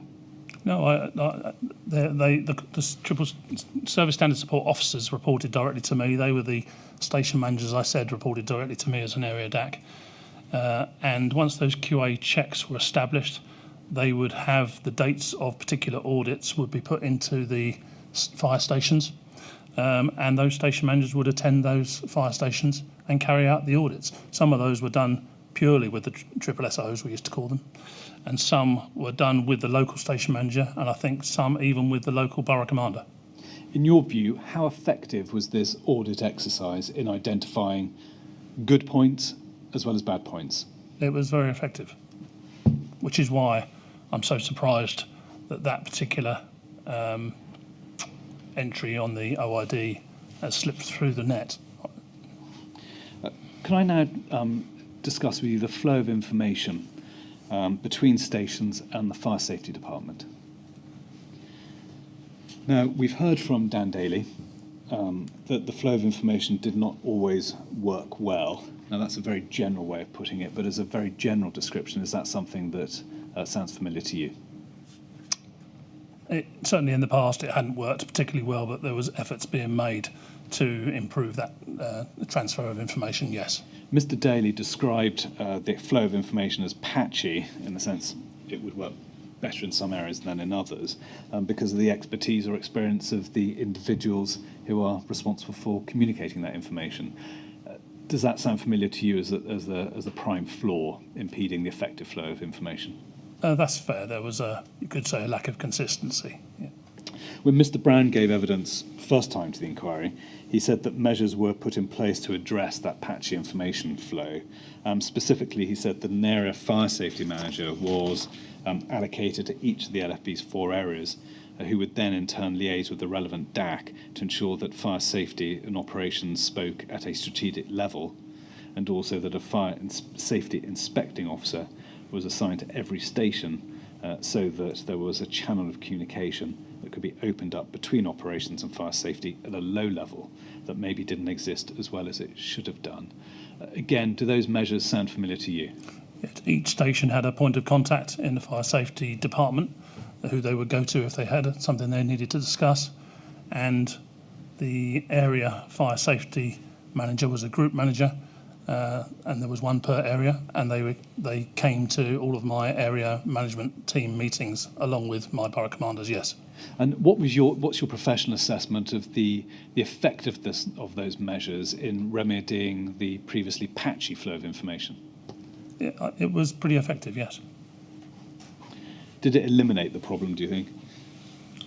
To a large degree, I would say yes. Sadly, due to resources and budgetary constraints, there weren't enough fire safety officers. Ideally, I would have had a fire safety officer based at every fire station, but that just we weren't able to do that. Can I now turn to a separate topic, which is the risks arising from cladding fires and how they were fed into Section 72D visits? Now, Mr. Brown's evidence was that it was, quotes, not on his radar, close quotes, that crews needed to consider the presence of cladding on a high-rise building as part of the risk assessment or part of the assessment process that was undertaken on Section 72D visits. Is that consistent with your understanding of the prominence or lack thereof of the risk posed by cladding? Yes, it wasn't on crews' radar. They wouldn't have known what to look for. Can you help us as to why it wasn't on the radar of either senior officers in the position of you and Mr. Brown and those lower down the chain? I don't think any of us envisaged an incident on the scale of Grenfell Tower.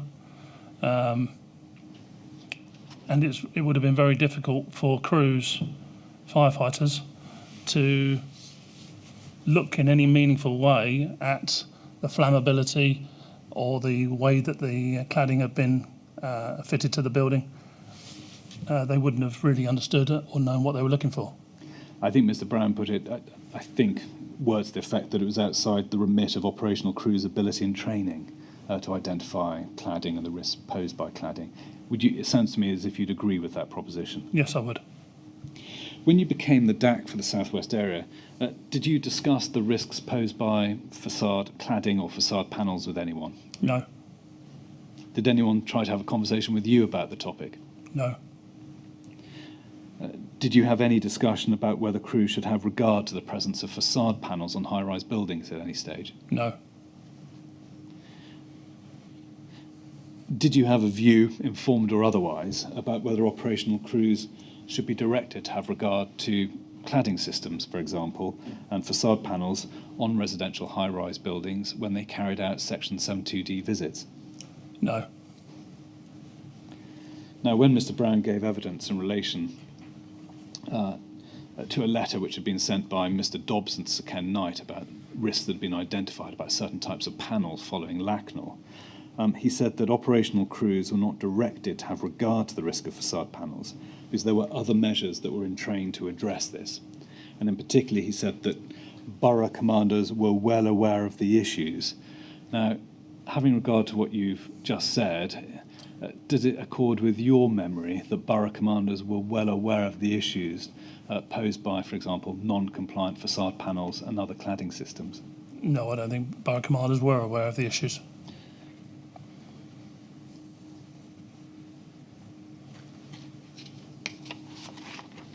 Could I now turn to the specific Lacknell action that I think you were tasked to discharge, and that was Lacknell Action 18B or 2B, depending on what document you look at, which was the creation of a targeted inspection regime. Now, for that purpose, can we start with your first statement, LFB 000-328-23/17 and paragraph 69?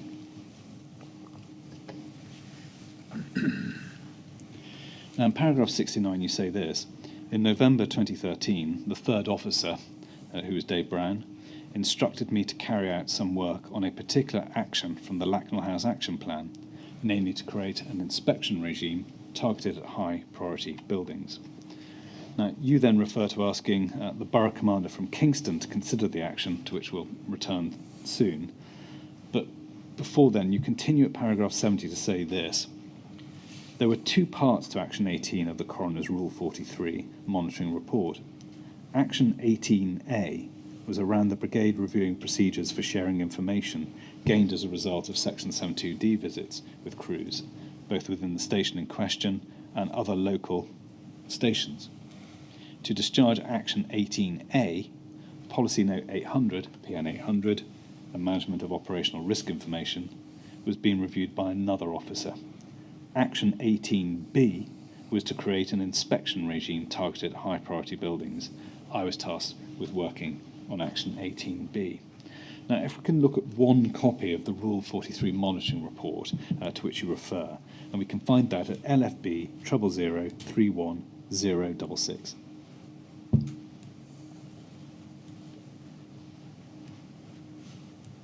And if we could turn to page 22, and particularly the bottom of that page. And here we have Action 18. And if we can go over to page 24, we can see Action 18B in the second row. Create an inspection regime targeted at high priority buildings, and that's the action point to which you were tasked, is that right? That's correct. And to be clear, as I adverted to when opening this topic, it's referred elsewhere as Action 2B, is that right? I believe so, but I only knew it as Action 18B. Now, Commissioner Dobson wrote to the Latinal Coroner on the 23rd of May 2013, setting out the LFB's proposed actions in response to the recommendations that she'd made. Now, we can find that response at LFB 000-42089.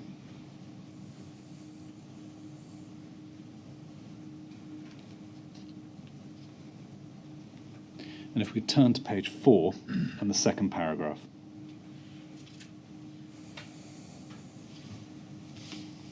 And it sets out there this: it is recommended that the Brigade review procedures for sharing information gained as a result of Section 72D, familiarisation and home fire safety visits with crews both within the station in question and at other local stations.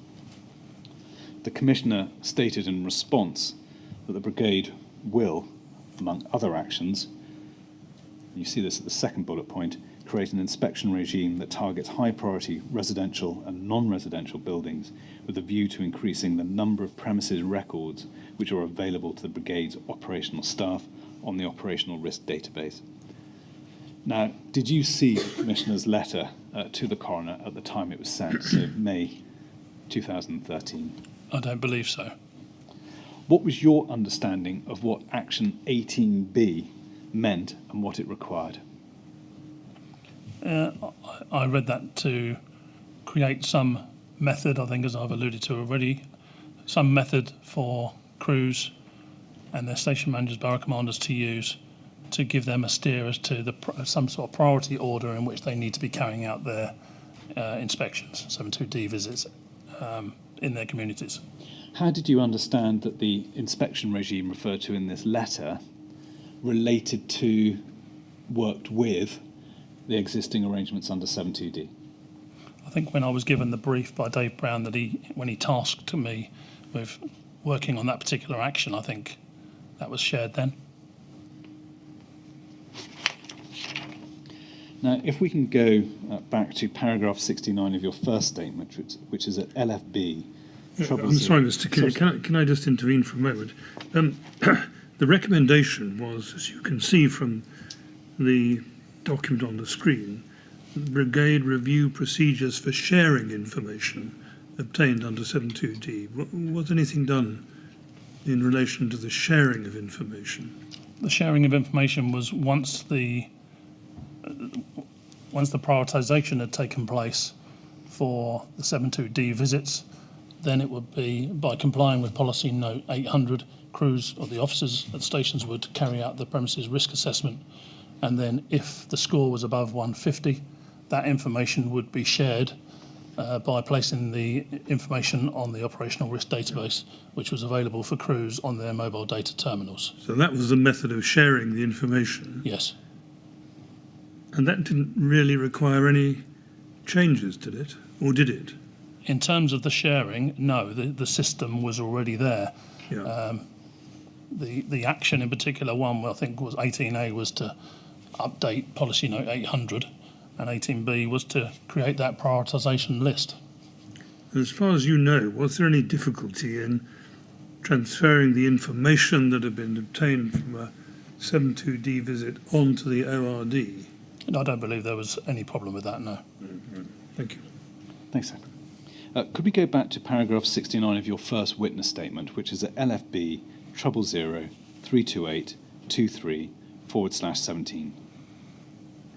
And you say this about the action in the third line. One of my borough commander for Kingston, was already the lead officer for Service Standard 7, Operational Contingency Planning. With a third officer's agreement, I therefore asked the BC for Kingston to consider the action and put forward a proposal on what could be achieved. Now, the borough commander was John Elwell, is that right? Yes.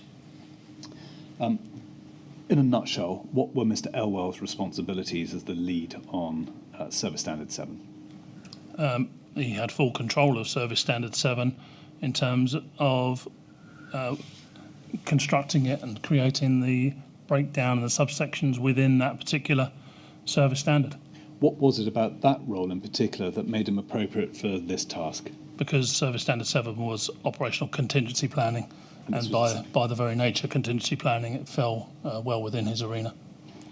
Now, on the 29th of November 2013, you emailed Mr. Elwell, and if we go to that chain, it can be found at LFB 000 422 52/2. And if we could look at the very bottom of page 2, if that's possible.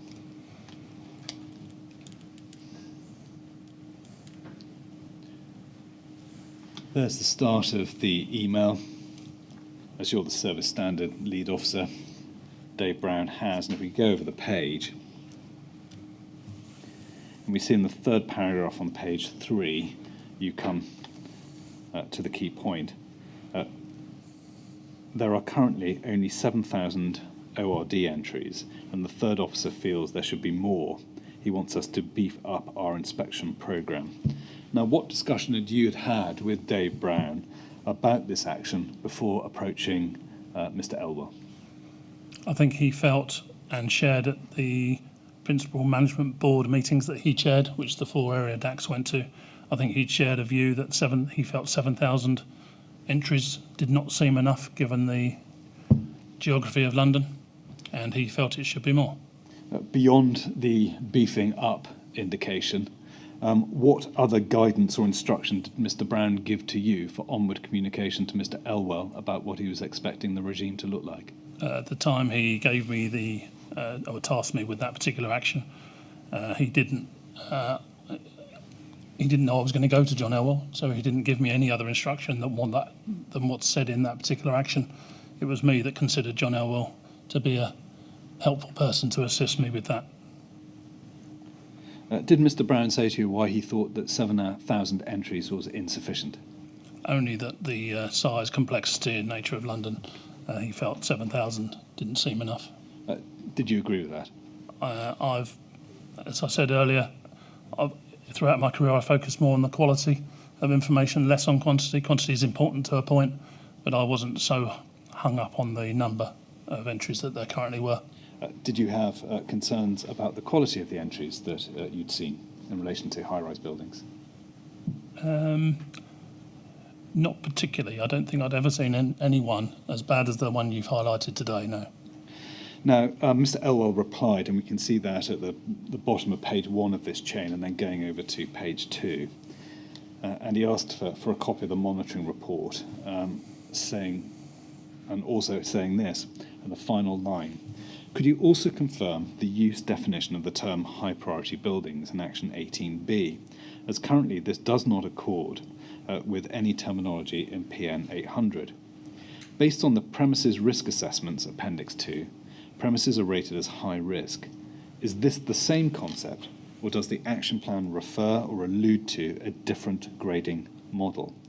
Now, you reply to that in the email at the very top of page 1.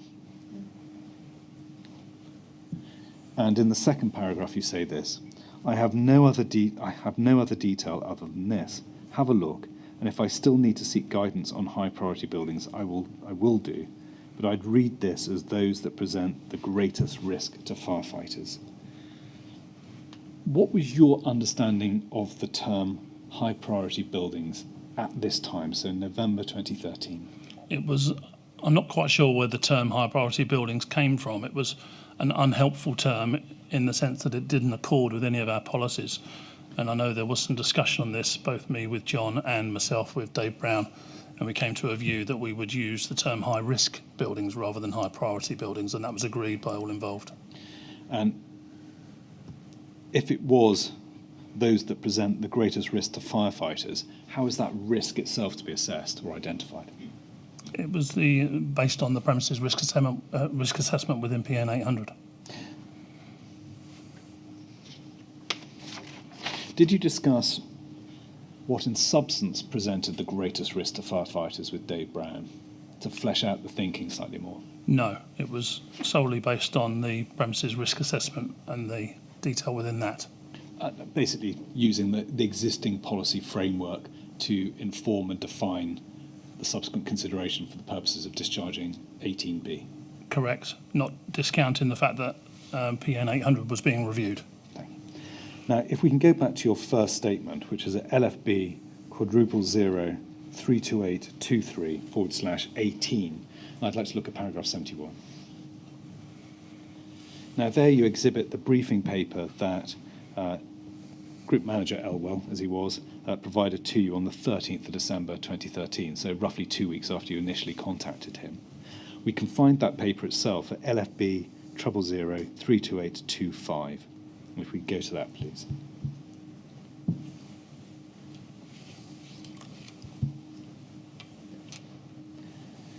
Now, on page 1, Mr. Elwell set out 9 issues that he says are, quote, implicit within the concern on numbers of ORD entries. And then he went on below that third paragraph to identify those 9 issues. And they were: is the existing guidance, PN 800, fit for purpose to achieve the desired outcomes? B, what other Brigade data could be deployed to identify relevant premises for inclusion on the ORD? C, are the 7,000 we have all relevant and in compliance with the guidance in PN 800? D, which premises are missing from the ORD given the guidance in PN 800? E, what is the capacity of a station, watch, in terms of the number of ORD entries that can be effectively entered and revisited with the existing guidance? A pertinent point, given the disparity of the numbers, risk, and types of premises on different stations ground. F, is the quality of existing ORD entries providing data to underpin safe systems of work? G, are our staff competent to carry out the 72D visits and enter meaningful data and professional tactical plans? H, what are the existing performance evaluation tools to monitor performance? And I, what service standard is in place to quality assure the relevant extant policies? Now, taking the step back, was Mr. Elwell proposing a review of the fundamental adequacy of the Brigade's existing operational risk information and management systems? Not a fundamental change from at such a high level. I think from his recommendations, it was a shift in practice in the way that we particularly train our staff in putting information onto the ORD, certainly. And just trying to bottom out that, what's it a shift to? Is it a more information-driven, risk-aware process? No, a shift to sitting down with an individual and explaining the importance of the information that's on the ORD and ensuring that they absolutely understand what information and how that information should go onto the ORD, rather than simply, which had often happened in the past, emailing policies and requesting staff familiarise themselves with the policy. John was suggesting, and I agreed, that due to the importance of this particular area, it was important to make sure staff fully understood. Now, can we look at the recommendations that Mr. Elwell made? And the summary of those 8 recommendations can be set out in page 5 of his report. And if we go to that, please.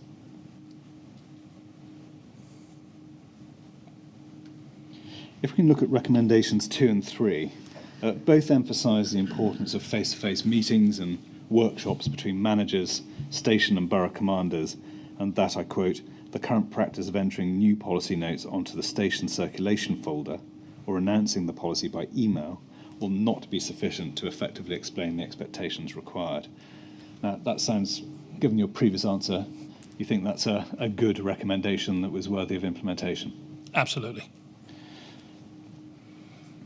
Now, when Mr. Brown gave evidence about these recommendations in October, He said that face-to-face meetings were already normal business within the LFB and were already happening both as between DACs, borough commanders and station managers, and, crucially, the levels below that, between crews and their managers. Dealing with the more or the lower down the chain, was it your understanding that those types of meetings were happening between, for example, crews and their crew commanders, watch managers? Well, watch managers would certainly undertake station-led training as regularly, yes.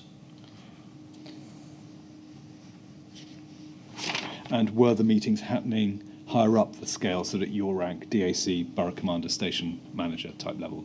Absolutely. But I think the recommendation here is, and that what I was putting to Dave Brown, was that there was a specific need to train or discuss the information around ORD.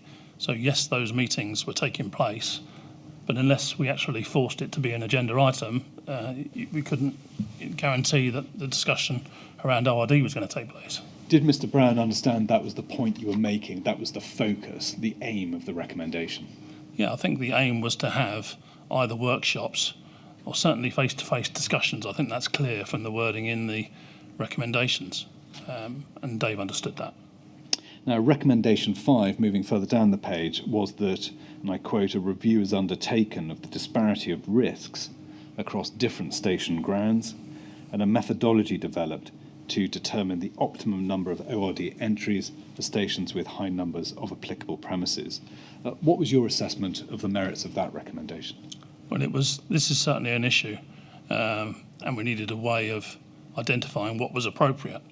The the difference in risks, for instance, in Soho compared to Stanmore is really, really significant, and this is why it was a recommendation on there, because Soho predominantly is one of the busiest fire stations, certainly in the country, if not in Europe. So for crews from that station to undertake any meaningful visits within that locality was an issue in itself, especially then add on the complexities of the number of premises that needed inspection. Now, if we can go to Mr. Brown's second statement, which can be found at LFB 000-840-20/15 and paragraph 40.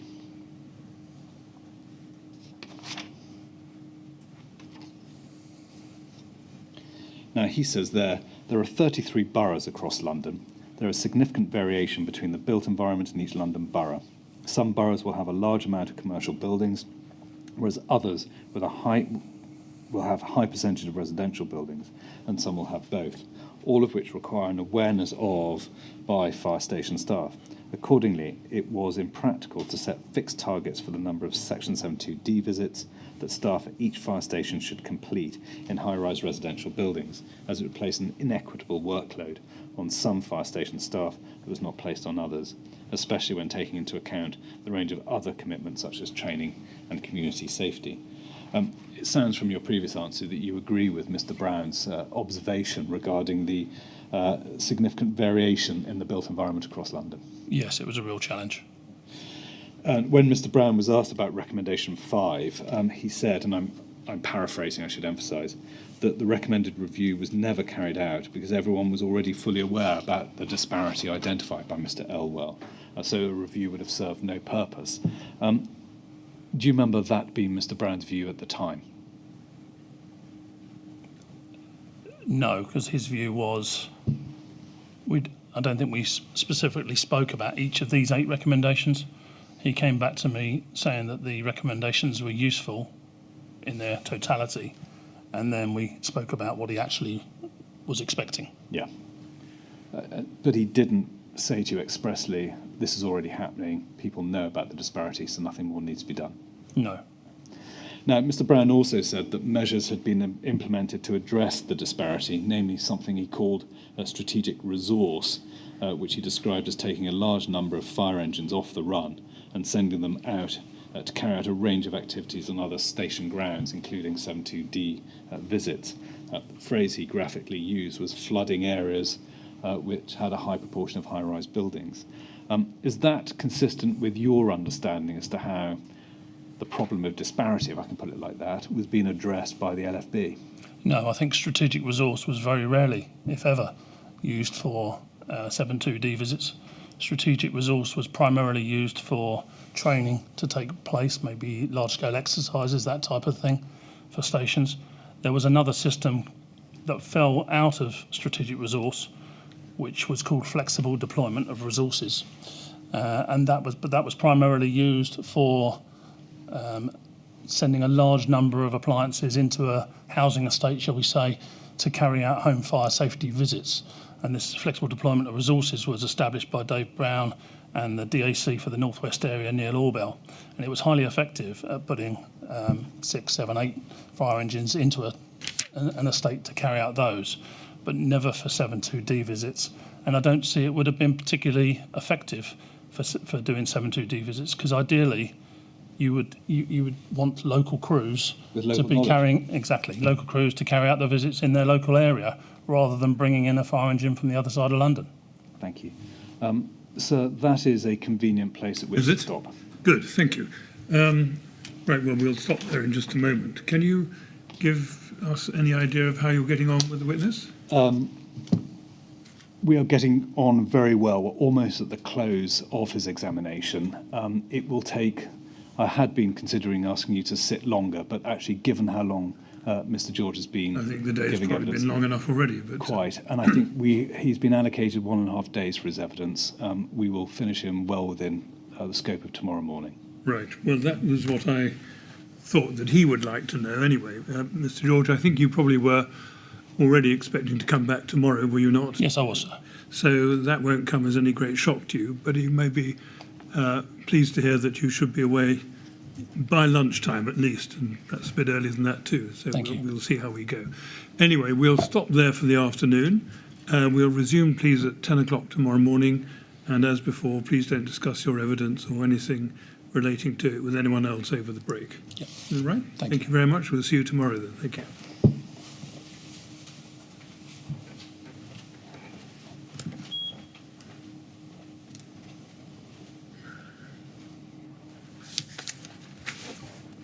Right, thank you very much, Mr. Kinnear. 10 o'clock tomorrow then. Thanks, sir.